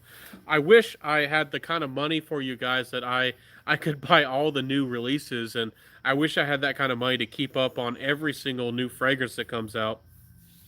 I don't live in a big city. I don't have a big boutique. I don't have anyone that's sending me samples for free all the time, or so I'm not sponsored by anybody who sends me fragrances all the time. So or anything like that. And I don't have deep pockets, so hopefully I'll get a review on that pretty soon for y'all. Yeah, I strongly dislike L'Enduit de l'Homme. I don't like the sweet cherry type scents, I guess. I don't like Cherry Guerlain Ideal Instant. Yeah, the Guerlain, the Instant de Guerlain's more of like a dry cocoa fragrance. It's kind of like the cousin to the Guerlain Homme line. The Guerlain Ideal is the one that has cherry. I think it's the Parfum, if I remember right, the Guerlain Ideal Parfum that has most of that cherry smell. L'Enduit de l'Homme, that's interesting. Most people speak pretty highly of it. I did enjoy it, but I just didn't love it. And even if I know ladies love it on me, like go gaga for it, I don't want to wear a fragrance just to appeal to a lady. I feel like I'm cheating myself. I feel like I'm not authentic. Really showing my personality and also enjoying my time if I'm forcing myself to wear a fragrance that I actually don't like that much. I mean, it smelled good. I personally didn't dislike L'Enduit de l'Homme, but I didn't, I never truly felt like I connected with it. And it kind of bothered me that people liked it so much around me. So I always encourage y'all to be authentic, to wear what you love, because there's so many fragrances out there. You know, even as me as a fragrance enthusiast, some might say a collector, it's really hard for me to smell and try everything.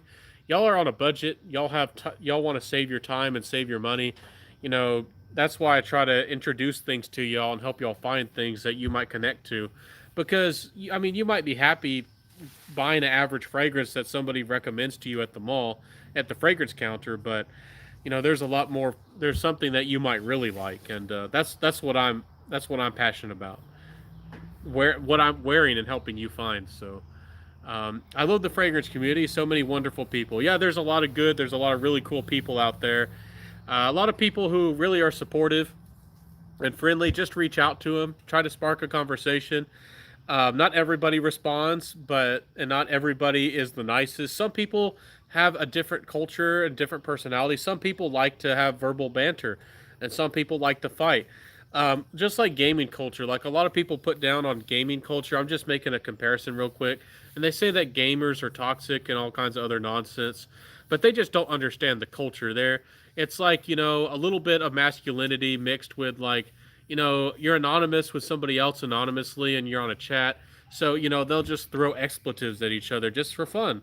And they don't mean anything personal about it. It's just for fun. And some people definitely don't grasp that. It doesn't make sense to them. And we're all different people. So that's also another thing. Like I really don't curse. So, but you'll find other people and they're throwing around them words. So let me see here. What are you wearing, Sasha? Yes, lots of love from the community. Yeah, everybody's loving on Sasha. Gotta run, people. My bed is calling. Be safe, everyone. I'll see you, Centurion. Happy to see you. Thanks for hanging out with us and having some fun.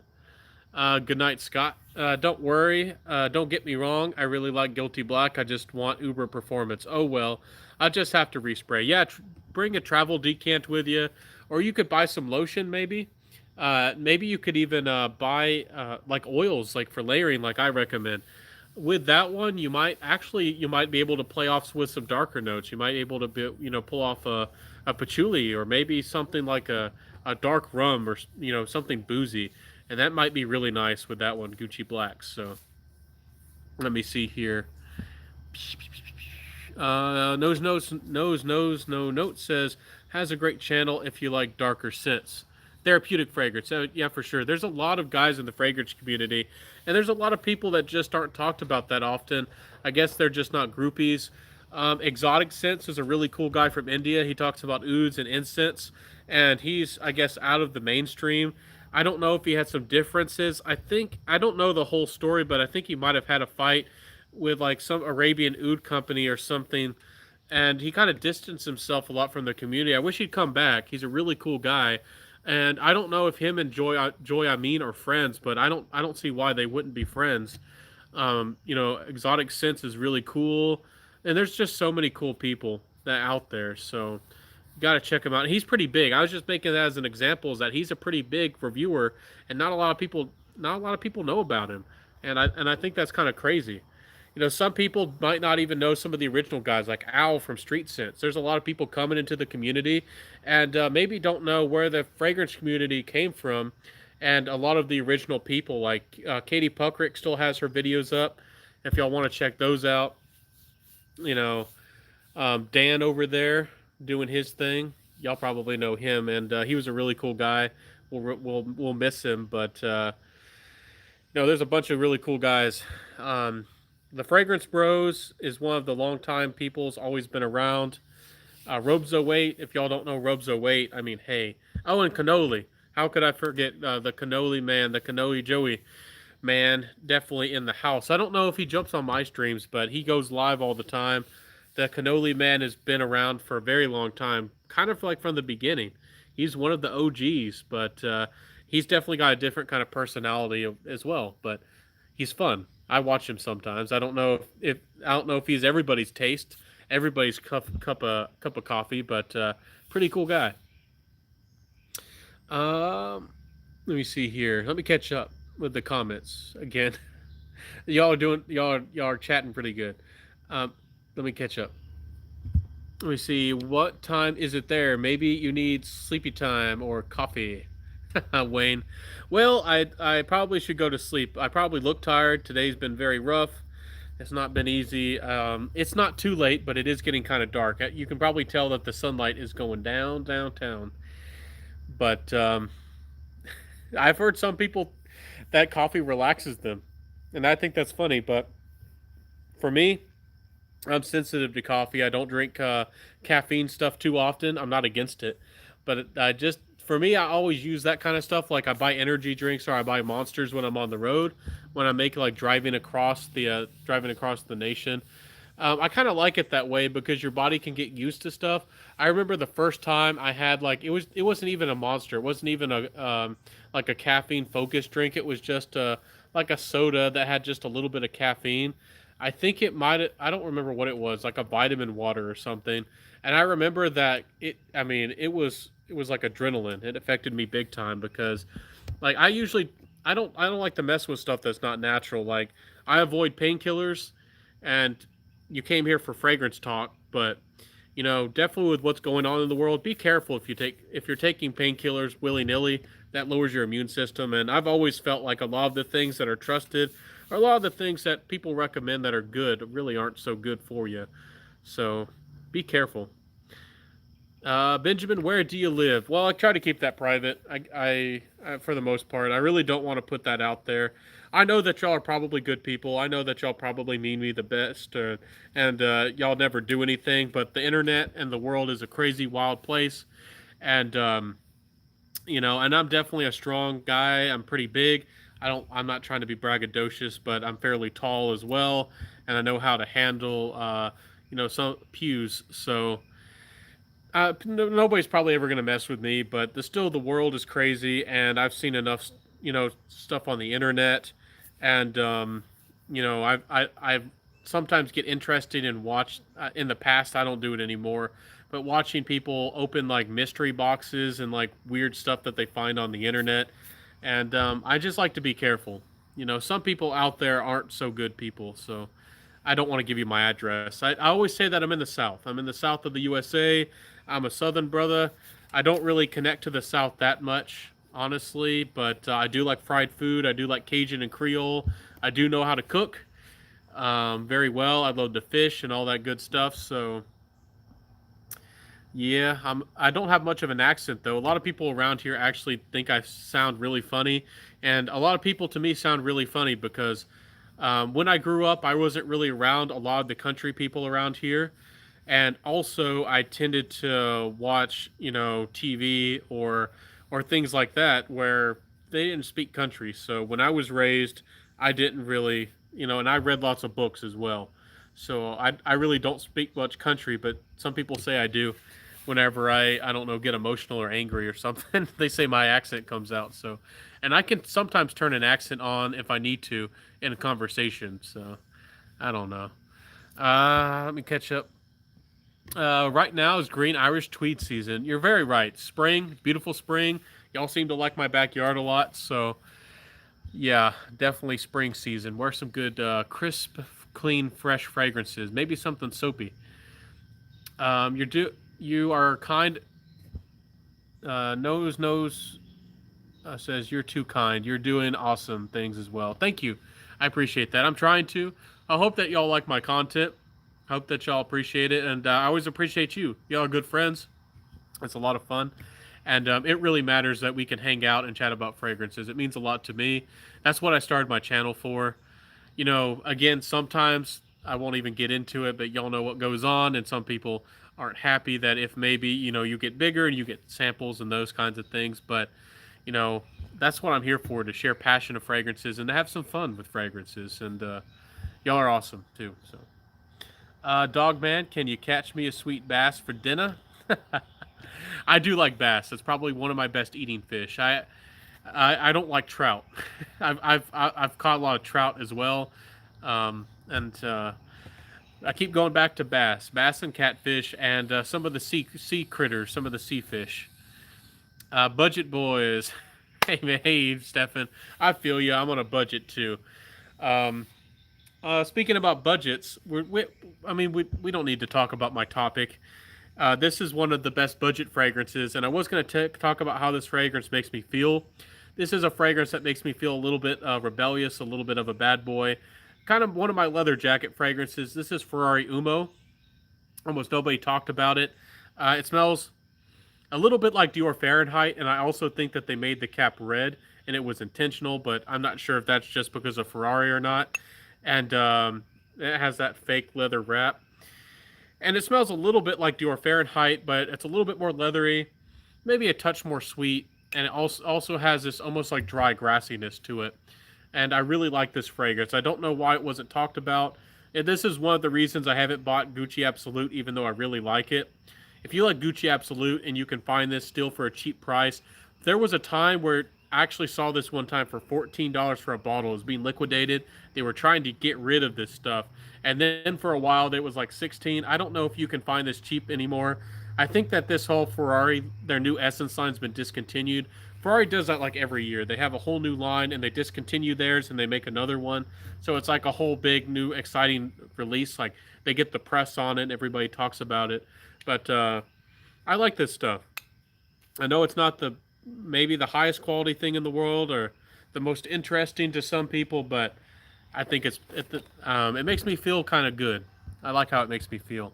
I think that this is better than Dirty English. There's some people out there who really like a fragrance called Dirty English, and I think that this is a lot better than it personally. So, and I mentioned that for you too, Stefan. I mentioned this one for you because um, some of these fragrances out there, you can find some really good ones, some cheapy hits. Back in the day, for $14 for a full size 100 ml, that was crazy. I was so happy to get that deal. I was crazy about that. So let me put that one away. Sub to you, therapeutic. Yeah, everybody's subbing. Everybody's supporting each other. We're all like a big family here. This is crazy. I want a leather fragrance, but short on funds. Any suggestions? Good leather fragrances. Oh goodness. On a budget, what would be a really good one for a budget? Davidoff, I think it's called Leather Reserve. I think it's probably the best one for the money out there right now. It's there's one by Davidoff. It's actually kind of a higher end collection. I don't think it was really a full niche or a full high end collection, but they had this higher end line, and almost nobody seems to talk about them, and they don't get a lot of talk. But that one's really really nice. If you like Spice Bomb and you want a little bit of leather to it, you might like Bulgari Man in Black, which I talk really highly about. And there's a Black Orient version. It's not really a cheapie because it's like 2 ounces for 40 odd dollars. But I think that if you step up to the Bulgari, you get some good quality. But there's not a lot of leather fragrances on the cheap. I'm sure there's some here and there. I don't know. I have some affordable and some cheapie list, and they might help you out if you want to check out those. So Velvet Oud by Latafa. Hey, there's one that might work. Um, Led Zepp might still be a bit expensive, but you can't beat Rasasi La Yukawam. Yeah, that one's a clone of what was that one? Tom Ford's Tuscan Leather. Yeah, that one's really good on a budget. I don't know if you call it a cheapie. Usually that one goes for about 60, and I really want that one too, honestly, but I just haven't bought it yet. What's your budget? Yeah, what's the budget? Is it 20 bucks? Is it 30, 40, or is it 50? Or what are we dealing with? Best reviewer that no one knows is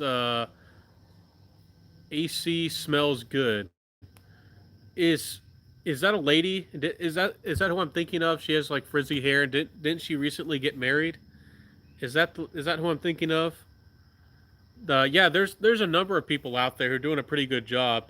Sometimes they don't get involved with each other. They don't do collaborations, and some of these people are really nice and they're super awesome, but maybe they don't upload that regularly. So, sometimes you can get out of the limelight. Like sometimes people can forget you really quickly with so many YouTubers and so many new fragrance reviewers popping up. I mean, if you're not trying to get in the limelight, then people don't see you as much. It's sad, but it's true. Um, Let me see here. What is that? Somebody's playing over there like Katy Perry. Oh my goodness. What? Anyways, nose notes. Rock has grown quite a bit as a business right now up my alley. Somebody's partying up there with Katy Perry. It's ridiculous. 50-ish, but could cough up some extra change. Yeah, you could definitely check out La Yukawam if you'd like. You could definitely get some good decants of things like Godolphin if you wanted to, by Parfums de Marly if you care about that. There's like a leather oud one by Aqua de Parma. There's a number of really good leather fragrances, but a lot of the ones I like are kind of expensive. Like I like Saffron Oud by Montal, but that's not really a beginner's leather or anything that smells leathery. I really like Leather Oud by Florist, but that's definitely not for leather beginners. Uh, Again, that Davidoff is probably the way to go. They have it on Fragrance Net. Definitely check out that leather blend. It's in a really nice bottle as well. I think you'll be happy with it. Glad you stay. Glad you're staying well. Keep up the content. Yeah, thank you, Fragrance Fiend. I really do appreciate it. I actually had a really rough day, and I was really tempted to not even do this live tonight. But I appreciate all of y'all being here and hanging out with me. It really means the world. So come to Portland, Benjamin. I'll take you around the best coffee you ever had. Seriously, though. Well, you're probably going to be mad at me and think it's a shame, but I've been to Portland a couple times. My dad's actually from, uh, you know, it's more of like I guess Seattle area.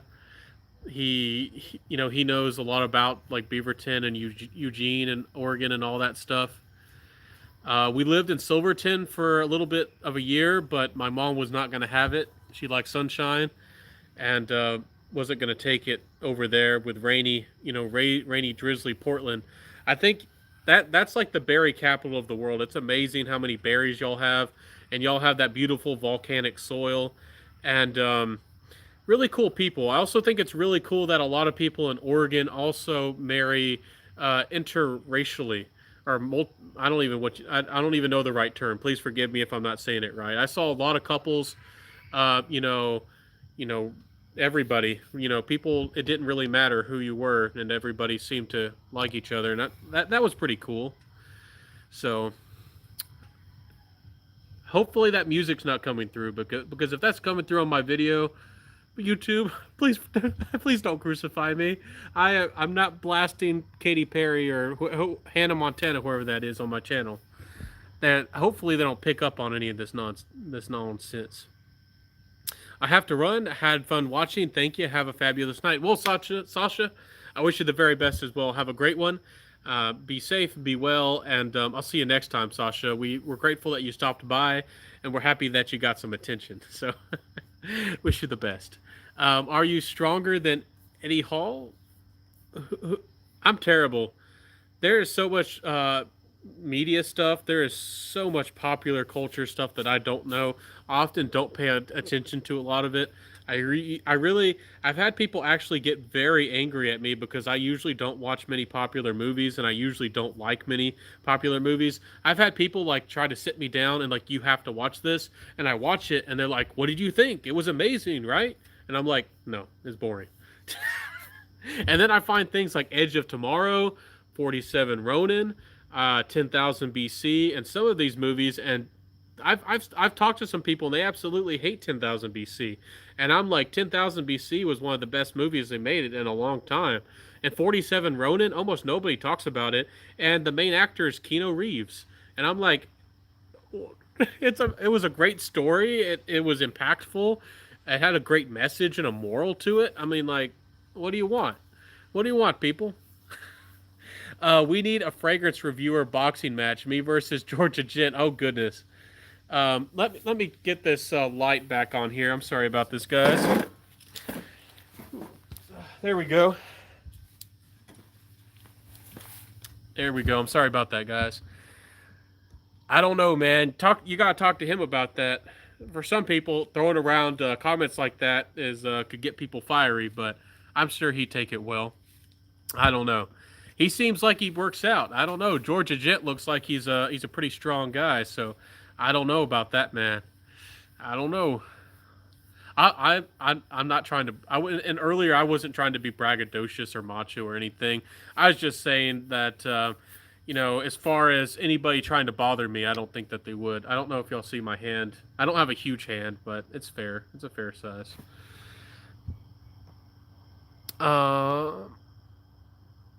What's your opinions on Sung Own of my favorite barbershop? What? Your opinions on Sung Own? Are you talking about that Sung fragrance, that soapy one, that old school? I haven't tried a barbershop. I think you got mixed up with auto spell or auto checker. Anyways, I know what fragrance you're talking about. I was tempted to blind buy it. I don't think I've tried it, but I remember people talking about that it was a little bit old school and very, very soapy and clean. I'm sure that it's cool. I'm sure that it smells pretty good. Nothing's wrong with it. And hey, if you like it, even if it's old school, rock it, man. Rock it. Wear it. At what I got, John Varvatos Dark Rebel Rider. It's a nice leather set you can get for under 50. Very true. It's really nice. That one's not too hard to wear, but it still, I think, is a little bit daring. That one's really good, and it's really good for the money, but you do have to expect that you're going to get something a little bit on the darker side with the leather. So when I recommend leather scents, I usually recommend, things that are a little bit, I guess, I don't know, more of the leather that people want or expect, I guess, the royal leather or the car seat leather instead of that dark leather. But I agree, it's a really, really good fragrance. Dogman, we got to get a roast cook-off to see who has the most tender roast. Who has the most... Oh, tender roast. My mind automatically went to Tinder. And I was like, Tinder roast? Are you going to, like, get Tinder profiles and, like, roast them on your fragrance channel? You could do that. Maybe, like, give them a fragrance. Like, I don't know, from 100 profiles, find, like, some stereotypes or find some really funny profiles and then give them, like, scent your Tinder, scent the Tinder people or Tinder girls. That's where my mind went, but you're talking about actual roast. So, Fragrance Dog, hey, how you doing? Hey, my friend, brother, and I think you're from Germany. So, if you want another German guy, he's cool too. So, I don't know if y'all have checked out his channel before, but bedtime for me. Good night, all. Hey, Centralize. I wish you the very best. Have a good one. Stay safe. Be well, and take it easy for me, man. Cook some good food tomorrow. Swiss Arabian Attar. I'll how do you say that? Gucha is nice, but more. It's like 60 to 65. Attars are really nice, but if somebody's first getting into leathers, I probably wouldn't recommend them an attar. If they're still getting their first, leather fragrance, they're probably. I mean, everybody's different. Somebody might want to just jump into attars, but a lot of people. I mean, I guess if they're a Western nose, they don't want to jump into attars. I want to, and I think that there's some great ones out there, but I've talked about attars to other fragrance reviewers and even average people, and they're like, "Why do you mess with those things? They're weird." So, but they do. Swiss Arabian does have some good stuff.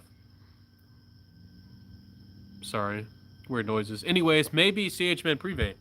That does have a leathery nuance. That would be good. That one has again that cardamom. Definitely very good for dates. It does have a little bit of a leathery nuance in the background, but I usually don't say I usually don't call it an overtly leathery fragrance.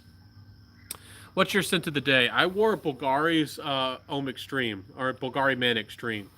Really nice, fresh citrusy fragrance with clean woods and Haitian vetiver in the dry down. I really, really like it. It worked very well for me. It usually only gives me 5 or 6 hours, maybe 7 if I'm lucky.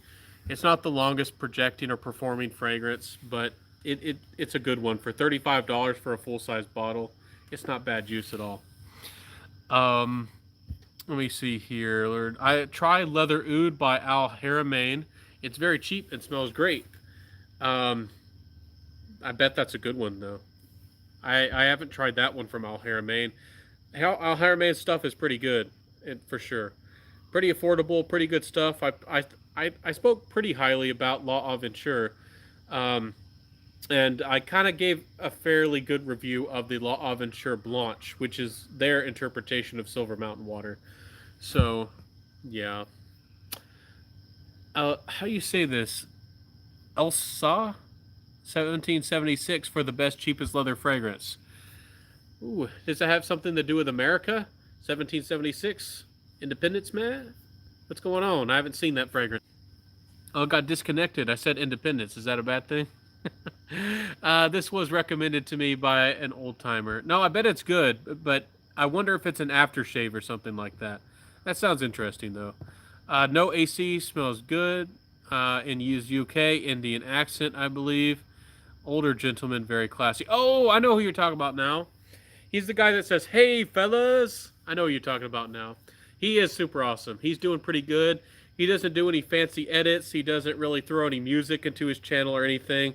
He just gives a lot of really good information, is really to the point, and does really thorough reviews. I know a lot of people in the fragrance community are really annoyed that people don't do individual reviews that much anymore, and that's because the majority of fragrance reviewers, the majority of people who just want to be introduced to a fragrance and hear about, a couple points and top 10 videos, if you want to grow on YouTube, it's the way to go. But he's a really cool guy, and he's definitely doing individual reviews like I do as well. And he's cool. I love that guy, and he loves Eau Sauvage, and like I think I forget if he likes the regular Egoist or the Platinum Egoist more, but I know he likes some of the classics, some of those really nice timeless fragrances as well, like Fahrenheit. So. Thoughts on reviews, Wasps from the Loft. Really cool gentlemen. I forget. I think they're from the UK as well. Maybe they're English gentlemen. I really don't know. They're cool guys. They got cool beards going. They love their animalics. They love their really deep, complex niche fragrances. I wouldn't call them snobs, but they do personally prefer really complex, and they definitely do prefer the niche fragrances. But they never try to assert that the niche is always better than designer or anything like that. It's just that they really truly do love the artistry and the really fascinating notes, and they're not afraid of deer musk and animalic notes and cumins and leathers and things that the average person might be scared of. So they're cool guys. I really respect them. I do watch their channel from time to time, but sometimes I like their content when they talk about leathers, but when they dive into ouds and some things, I'm like, I don't know. I don't. I'm not gonna buy any of those anytime soon, but they're cool. I like them. I'm subbed. So, Wayne Morris says, Benji, you're always saying me, Benji. You'll just have to turn up Nightwish and drown out Katie. You remember it? I like Nightwish. Yeah, I like Nightwish. They actually turned it down, and I don't know why that happens. Um, I don't even know if there's a house over there, but every once in a while there'll be like a group of teenagers, and there's a pool, and it's in the opposite direction. It's like that way, but over here, the opposite direction, there'll be like a groups of teenagers doing stuff or playing music every once in a while, and I don't know where they're coming from or why they're over there, but and then they only turn on the music for like they're only over there for like 10 minutes. But anyways, yeah, Nightwish is where it's at. I like Dark Chest of Wonders, Bless the Child, um, you know, Ghost Love Score. I really love them. Hopefully, y'all saw my Cinch Your Crush video. And if any of y'all want to jump on that tag video, I'd love to see your celebrity crushes and what scents you would give to them or dedicate to them. I thought that was a really fun idea, and Floor Jansen's awesome. So that was a fun video. I have a bottle of Encre Noir Extreme, and I love it. So what else falls in that scent profile? So Encre Noir Extreme is definitely a dark vetiver fragrance, but it also has lots of boozy nuances. There's you're just gonna have to look up dark inky vetiver fragrances for that price range. I mean, you found the best of the best. To find dark inky vetivers for the most part, you're gonna have to start diving into the niche world, and for the price, there's not a lot of fragrances that smell like that. Now, if you like really dark scents, you might like the original Dark Rebel by John Varvatos. It's a very dark, inky kind of fragrance, but it's more of like an oozing, goozing, like salted black licorice to my nose. It's really dark and it's really interesting. You might really like that one. That might be the next one you're interested in. The only other fragrance that I think that has some similarities to that one is Hafez 1984 by Alexandria. It smells a little bit more of like a golden patchouli fragrance, but certainly does have similarities, especially with the boozy notes.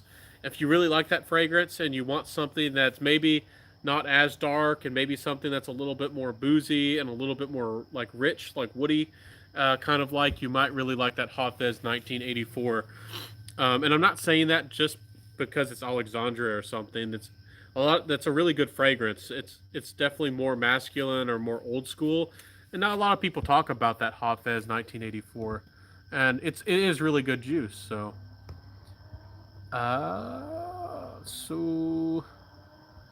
fragrance fiend Joey Cannoli Mafia.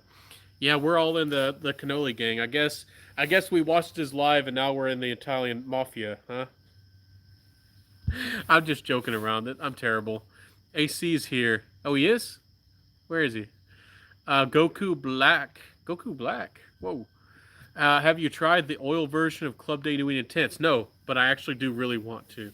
I really want that concentrated thing. I bet it smells really good. I tend to like oils or EDPs anyways. And if that stuff smells even better than the regular Club de Nuit Intense, man, I'm going to be crazy about it. I'm going to love it. Lol, sorry, I was used to talk to text. Oh, no problem. No problem at all. Stefan, at Stefan Fellas. Tinder frag matches. Awesome vid idea. Hey, do it, man. Fine. Go through when you're playing up Tinder. I know a lot of... I don't mess with that stuff, but maybe I should. I don't know. I just keep to myself. I'm like the lone guy who... some ladies really like, but I just keep to myself. And people wonder, it's like, why is he always single? And I'm just like doing my own thing. That's who I am over here. But definitely do that. Find some really funny or really iconic Tinder profiles and dedicate a scent to them. That'd be really fun, man. That'd be cool. Luis Francisco Neeland Barik. Hello, how you doing? Where are you from? That's a fantastic long name. Great idea for a tag video, Benjamin. Scent my Tinder. That'd be really fun. Yeah, please do it.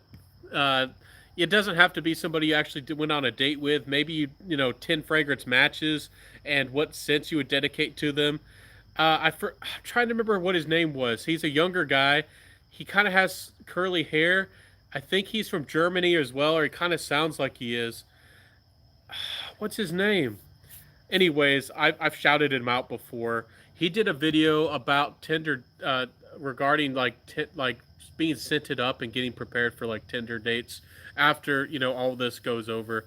But he didn't really dedicate a fragrance to a Tinder actual like girl. Um, but that was my own idea. I wasn't thinking of what he did. So tag video before we all head out. Make sure to give the video a quick thumbs up. No, I appreciate you, my friend. We've been on here for 2 hours. Time has flown by. I probably should wrap this up. Thank you, Stefan, for that voice of support.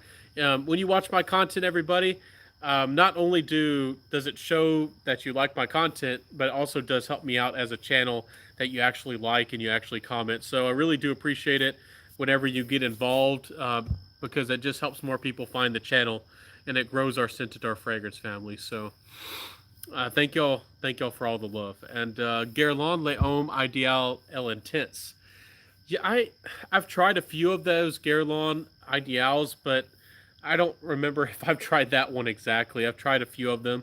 Is that the one that smells like cherry we were talking about earlier? It's a great leather and almond. Oh, okay. I'll have to check that one out. Ideal Intense. I don't remember if I've tried that one. Appreciate you, Benjamin, for that, all that you do. Thank you, Stefan. I appreciate you too. We love your content. We really missed you when you kind of went away. I know you're busy. You're a young guy. You got your own groove on. I'm sure you got things going on in your life, but we really do appreciate you whenever you can do a video and you can stop by and share some cheer. We really like you. Have to run. Yeah, everybody's got to go. Do you watch Demi Rolling? Honestly, I don't. Every once in a while with some of these reviewers that I really don't watch, sometimes I'll get pop-ups, or sometimes on a rare blue moon, I'll be deciding, I'm like, hey, what's going on their channel? What's going on? And I won't even watch the video half the time. I'll just look at the title and I'll know. Sometimes I'll click on the video and just look at the description of the video and look at what they're talking about and not even watch the whole video through. But no, I really don't watch your channel. I'm kind of suspect of everything going on with Parfums de Marly, and most of her recommendations I don't really go for.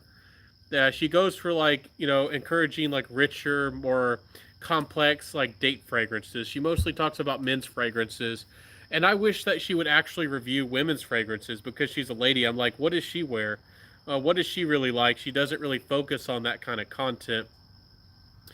And I know it's not a big deal, but we know why a lot of guys are watching her channel. And I'm definitely not one of those guys. I'm not watching a channel just because she wants to tell me about a fragrance, or because I'm a guy and somebody thinks I'm trying to stare in her eyes or something. I'm not watching her I don't watch her content, and not interested in that. So let me see. I tried Homme Ideal and love it. Fantastic. A lot of people do like that Guerlain Homme Ideal line. It might all be discontinued. I don't know if all of it is, but they're definitely making a lot of changes. What was that brand? Valentino Uomo. The whole regular Valentino Uomo line is discontinued from rumors, as they say. So if you did like any of the regular Valentino Uomo line, like the Valentino Uomo, the Uomo Intense, the Uomo Absolute Noir, and the Aqua, and there might be another one for all I know. If you like any of those, you might want to buy them before the prices get ridiculous. Sorry about that. Yes, finally, Sam Broom says the big questions. Let me catch up. Did I miss anything? Appreciate you, Ben. Sam Broom, you hit 1K. Anyways, congrats, my dude. Oh yeah, everybody, support 100%. Let me see. Benji, I hit the button as soon as you got on. I already know I'm going to love your channel. Thank you, Wayne. I appreciate you, my friend. Thank you for stopping by. Sam says, yes, finally. What's your favorite peppery vibe in a fragrance? That's a very hard question. I really do like a lot of spicy fragrances, but I don't know. My favorite all around spicy fragrance, if we're talking about spices in general, it's probably Saffron Oud by Montal, because saffron's considered a spice. But if we're talking about, most people talk about like cardamom style spiciness, or maybe something weird like habanero. It's probably Man in Black by Bulgari. I mean, hey, I'm just crazy about it.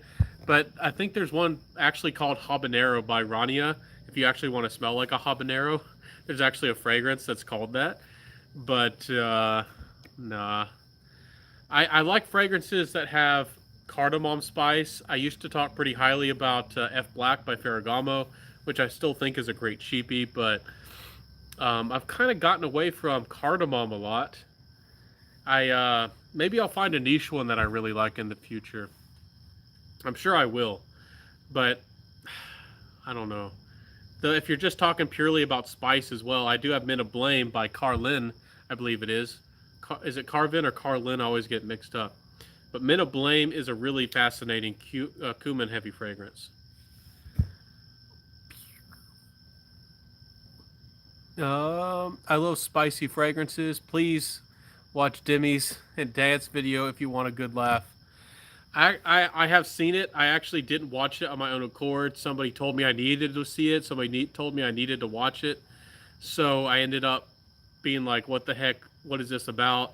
And yeah, I mean, hey, more power to her.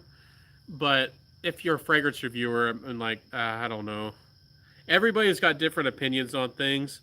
If I was a fragrance company and I wanted somebody to represent me as a fragrance reviewer, I wouldn't want I wouldn't want the lady, recognizing, or being responsible somewhat for my company's image, dancing around on a video dressed like that. But all of us are different.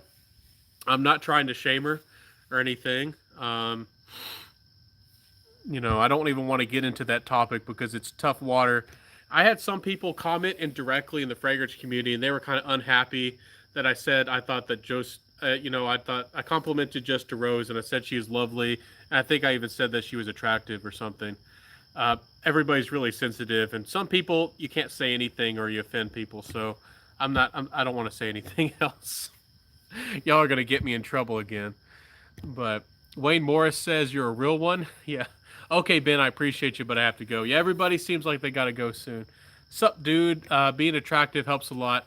It helps in the world in general. We do live in a funny world where if you look at more attractive, there is some privilege that comes with being attractive, and I don't think I'm attractive, but some people seem to say I am, but I don't think I am.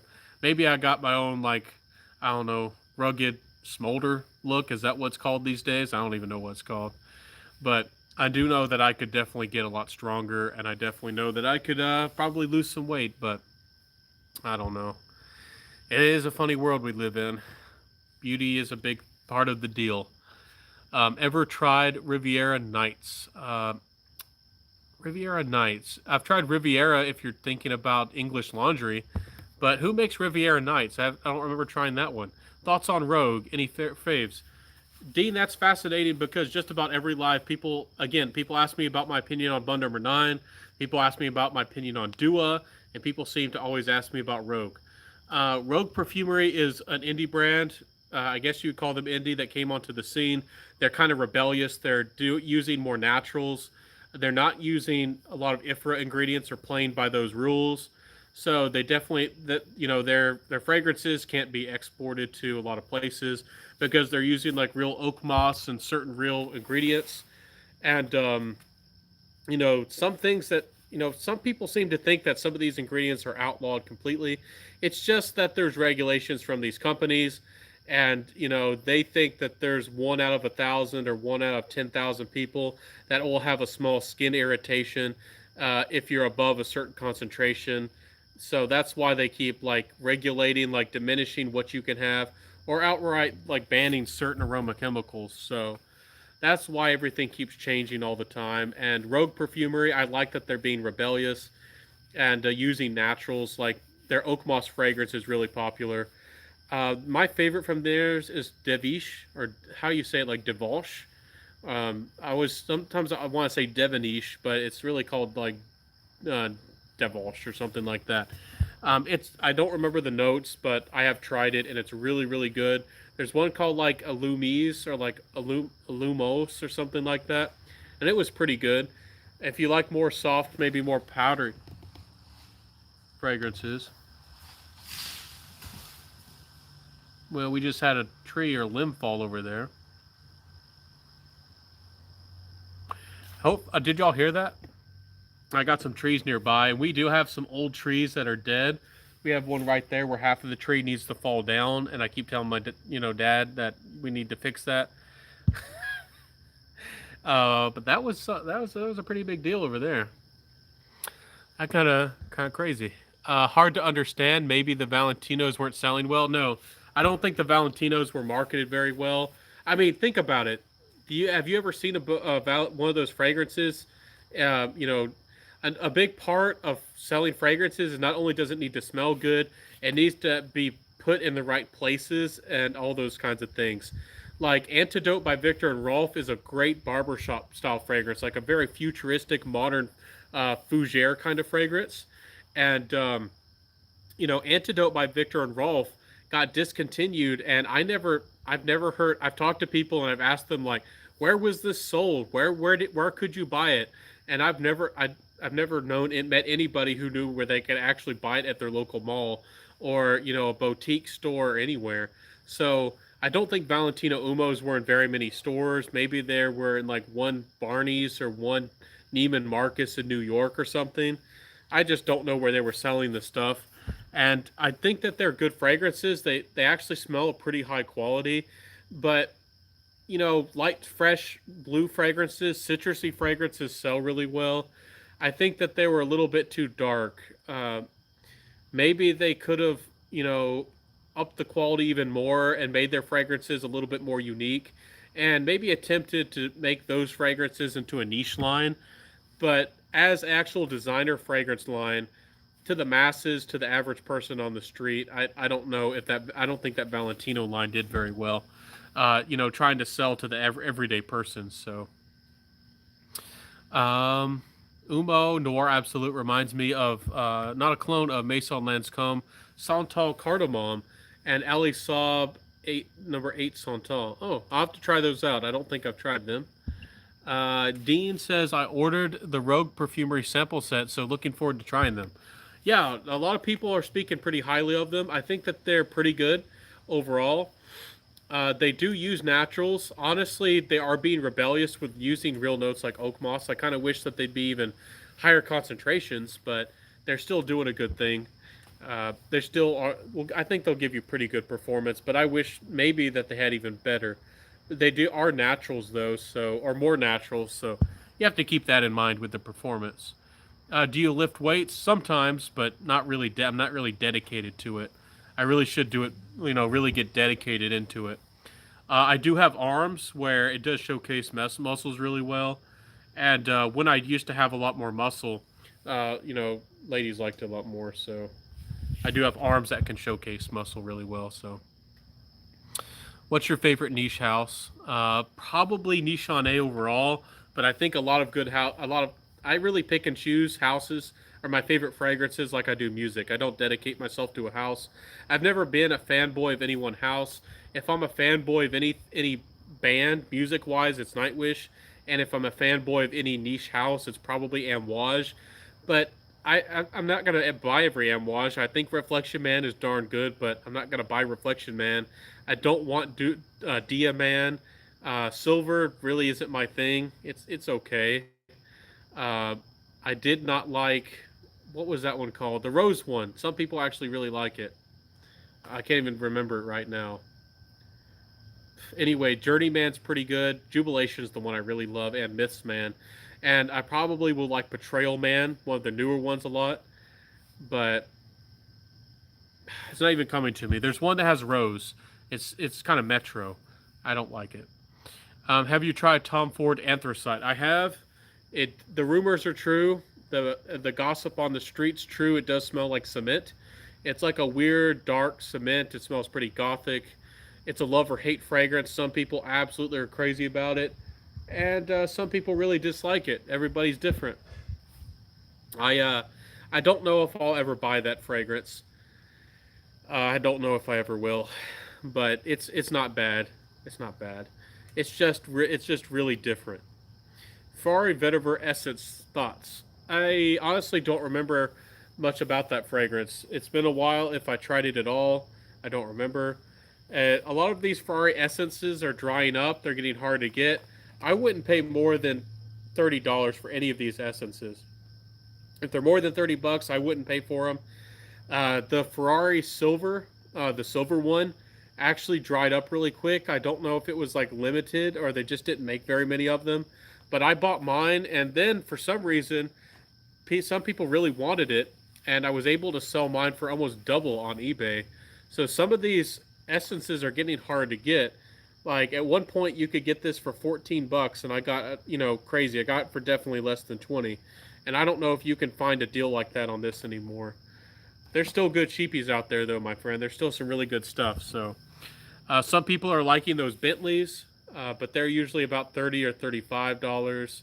I really like the Bulgaris as far as cheapies or designers go. I'm a real big Bulgari fan for sure, designer wise. So, have you tried any ATL? Alt fragrances. Did y'all see my views about that? I talked about them a couple times. I talked with them and they actually sent me their Agar Gold Blend, which is supposed to smell like Oud Wood by Tom Ford. I think that fragrance is really hard to duplicate. There must be some kind of aroma chemical that's licensed or something.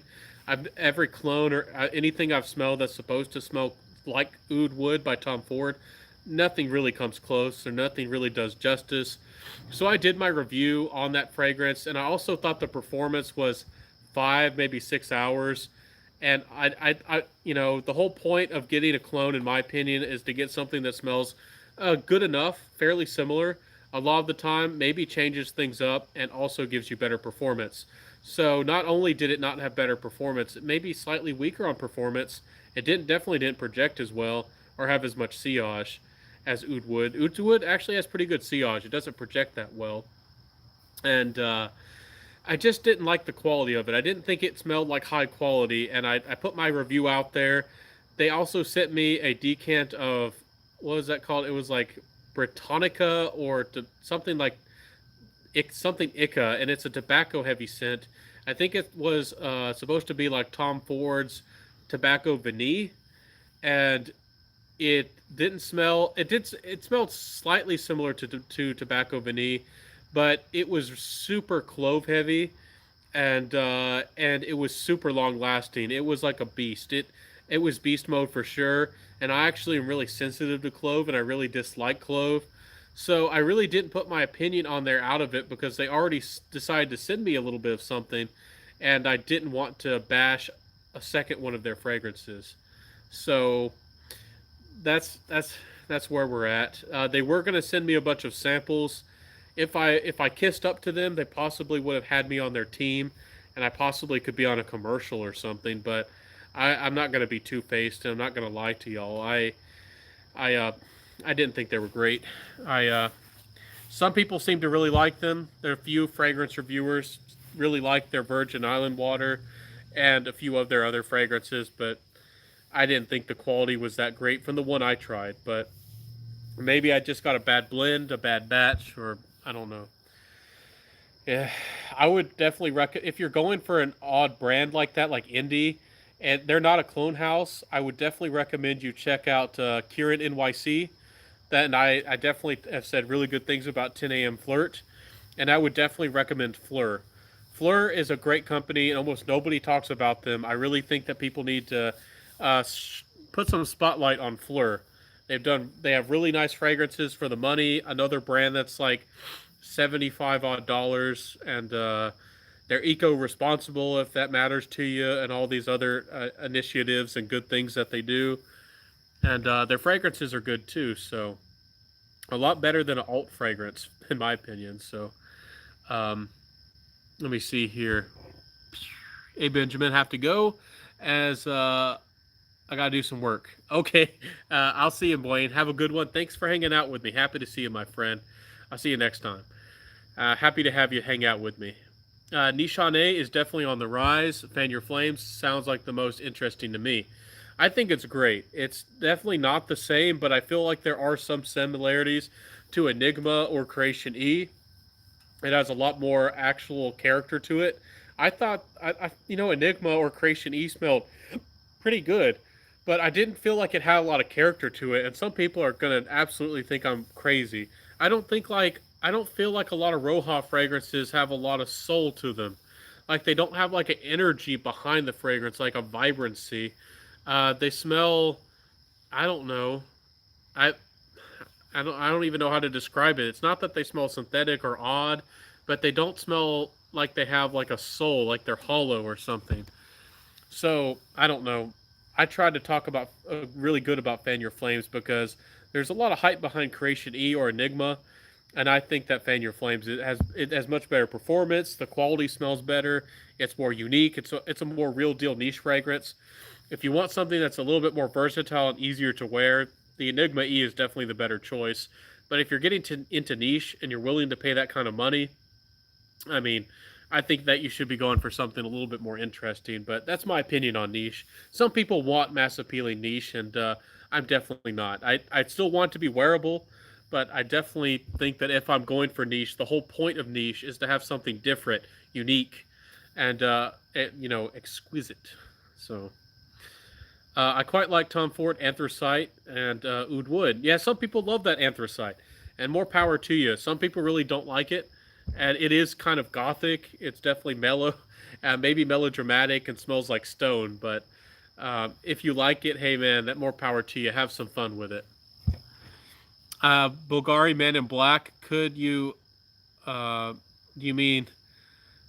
You mean like shine some light on that one, please? Looking at it. Um, it's really heavy on the cardamom. It smells kind of like spice bomb for the first hour and a half, or maybe even 2 hours. That stuff actually, I don't know if my bottle's a strong batch. I've never heard anybody complain, but I really get at least an hour and a half of strong projection, and it smells really heavy of cardamom. It's actually not a good fragrance for indoors. I remember one time I put on 2 sprays of that fragrance, and I went indoors, and people could smell me from over 20 feet, 30 feet away, just with like 2 or 3 sprays. So as it dries down, you get a really nice tuberose. Some people really don't like tuberose, but I actually do like tuberose. It's like an interesting, almost like an aggressive dark floral. It's kind of like orchid is like a dark floral, but orchid is trying to be like kind of like in its own corner, and it feels, and to my nose, a lot of the time orchid kind of feels prickly. It's kind of like to itself. It's kind of like isolated, and it's kind of like kind of like a brooding note. It's not fresh. To me, tuberose a lot of the time has a movement about it, and it has a feel about it. And tuberose can feel kind of like aggressive, kind of like a villain. So I really like Man in Black. It smells seductive as it dries down. You definitely start noticing a lot more of the little boozy qualities in the rum. I think there's some tonka in the dry down. I get some leathery nuances from it. It's more of a, in my opinion, spring or maybe even just fall winter fragrance. I don't know if you can wear that in the heat. I don't know if you could get away with it. So uh, I do like it though. If you're looking for something that you can actually pull off this summer and you like the look of that, check out the Bulgari Black Cologne. The Black Cologne is a really good citrus one, and it's interesting as well. Dean says, "Do you find Single Malt by Killian and Plum Japonais smell similar? Both have plum." Uh, to me, Single Malt kind of became a little bit more woody. I don't know why. The booziness in Killian fragrances comes through a lot. Uh, the Killian single malt to me was all about the boozy quality. The plum was there, but it wasn't really a focal point of the fragrance. It was definitely a supporting factor, and it was definitely there, and it was noticeable, and it added some sweetness. But to me, single malt mostly smells like a really boozy fragrance with a little bit of that dark fruit, but also like a woody aspect to it. So that's what I get out of single malt. What I get out of Plum Japonais is plum is in the forefront. Plum is a big player, and then the woods are supporting notes to the plum. It's Plum Japonais is supposed to kind of recreate. I mean, it's Japan. It has like a certain interesting elegance about it. I guess it depends on what you like. The plum japonais is definitely a little bit more unisex. Both of them are actually quite unisex, but I think the plum japonais could easily be worn and enjoyed by a lady. I actually would love a lady to wear that one, but it's a little bit more rich. It's a little bit more dense. I always feel like Killian's, for the most part, at that boozy quality kind of makes it not feel so heavy or so rich. Even though, it's called single malt, it smells a little bit more. It almost has like the tone of like beer or whiskey. So hopefully that helped. They might have a similar note, but they're quite different fragrances. I definitely wouldn't say that they're clones or overtly similar to each other. So Nikki says hi, how you doing? Tuberose can be gorgeous. Absolutely, I love tuberose. It's one of my favorite notes. I actually found that I really liked it from Man in Black, again by Bulgari, and I think there's a lot of it in Wolfsbane by Cortana, and hopefully I can get a bottle of that one soon. But I like tuberose. It definitely has some spunk to it though. Thoughts on Tom Ford Black Orchid? Black Orchid's really nice. It's I don't know how to describe it very well. It's kind of like a dark fragrance, but it's also a little bit dry, but not overtly dry, and it almost has a little bit of powderiness to it. It's not sharp or anything overtly aggressive, but it definitely has a personality. To me, it does smell a little bit brooding as well. There is a little bit of sweetness to it, but it's another fragrance that smells a little bit gothic. Um, for some reason, a lot of guys actually liked it. At first, it was marketed towards women, but guys liked it so much they actually decided to just make it unisex. So it's recommended for anybody now. But it first was launched for women, and if you're a guy who likes traditionally masculine and traditionally feminine fragrances, it might feel a little bit feminine to you, but a guy can easily pull it off. Guys, I've been on here for over 2 hours, and I have 14% power. So I've got to wrap this up soon. I'm sorry, guys. I got to go soon, but um, it's a good fragrance. It's not for me, but I know a lot of confident guys could pull it off. If you like a really dark, seductive fragrance, and I could definitely see where that fragrance could kind of throw a lady off, throw a lady off because you're wearing something that is tantalizing and a very unique, dark, complex floral fragrance. I could definitely see that would make for an interesting rendezvous. So nice fragrance. But and honestly, I only got like 7 hours of performance. Some of these dark fragrances, you might expect them to last a really long time. It depends on how they're made. When I tested that fragrance, it was more of a 7 hour, but on close, I'm sure it'd give you pretty good performance. Projection was about average, and sillage was maybe slightly above average, but it's just again, if it's a really distinctive smell, people pick up on it better. So it feels like it performs a little bit better than it really does. With the COVID lockdown going on, I do catch myself spending much less on fragrances. Do you feel industries that sell luxury items will suffer? Oh, yes. And especially smaller niche houses. Oh, yes. I actually, because I have a fragrance channel and I'm hoping that I can become, it can be a potential actual avenue to a career. I'm actually still spent about the same in fragrance. I've still spent about the same, but a lot of people are spending less on fragrances. The majority of people who buy fragrances are for the most part, guys who want to be attractive to the ladies. So people can't go out. You can't really put on a fragrance and smell good for a lady. So fragrance companies are hurting big time.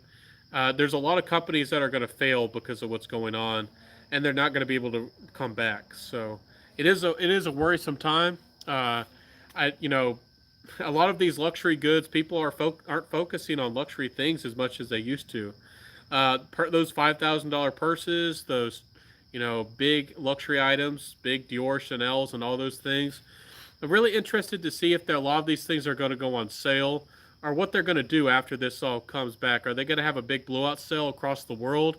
Are we going to have Black Friday, Cyber Monday for the entire world, or because everybody wants your stimulus money? Or what's going to go on? I'm really interested to see what's going to happen as well.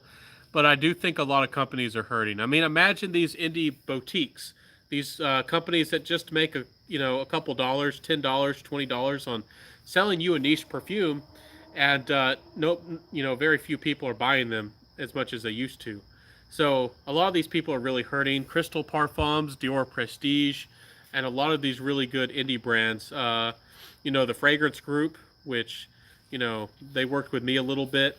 A lot of these companies are really hurting. So, thoughts on Tom Ford Oud Mineral? Man, y'all love those Tom Fords. Oud Mineral is a fascinating fragrance. It's not really oud heavy. It's not really the oud that you would expect.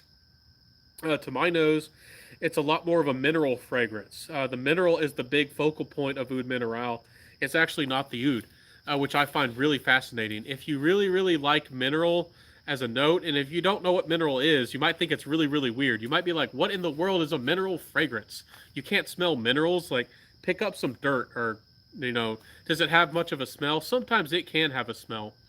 But what Oud Mineral is most likely going to remind you of is actually get some Alka-Seltzer. If you haven't smelled some in a while, get some Alka-Seltzer, fill it up. If you need to drink some Alka-Seltzer water, and smell the fizz that comes off it. It's kind of a stony, kind of like interesting, powdery kind of mineral kind of quality that comes from Alka-Seltzer. So it's like that, but it's darker. It's kind of like a dark, interesting, almost earthy fragrance. The oud really doesn't come out in a big way. It never becomes animalic to my nose. The oud is very much like in the background, like a modern kind of like dark synthetic. Really, it doesn't smell natural.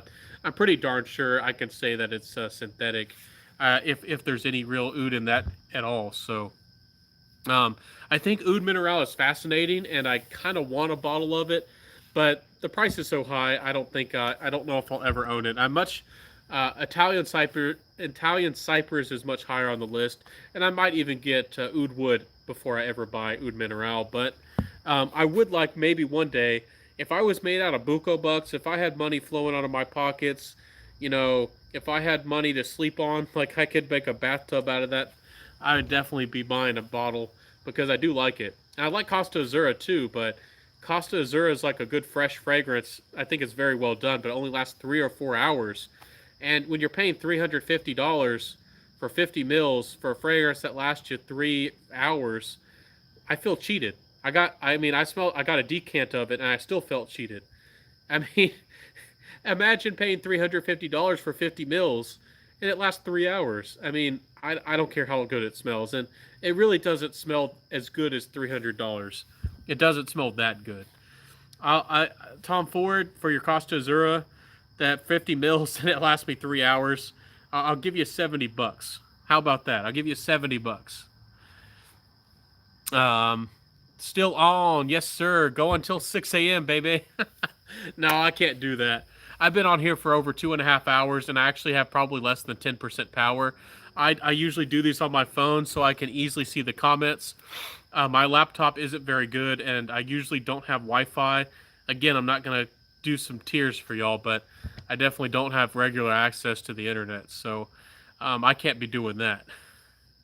Buy smart and cheap, rarely splurge on high-end niche. Yeah, exactly. You don't need a lot of niche. Don't think that you ever have to buy niche. I try to say this on my channel every once in a while, even though I like niche, and I'm becoming more and more interested and focused on niche. Never feel like you have to buy niche. Never feel like you're inadequate or your fragrances aren't any good because you might have a few niche or because somebody talks about how good some niche fragrance is.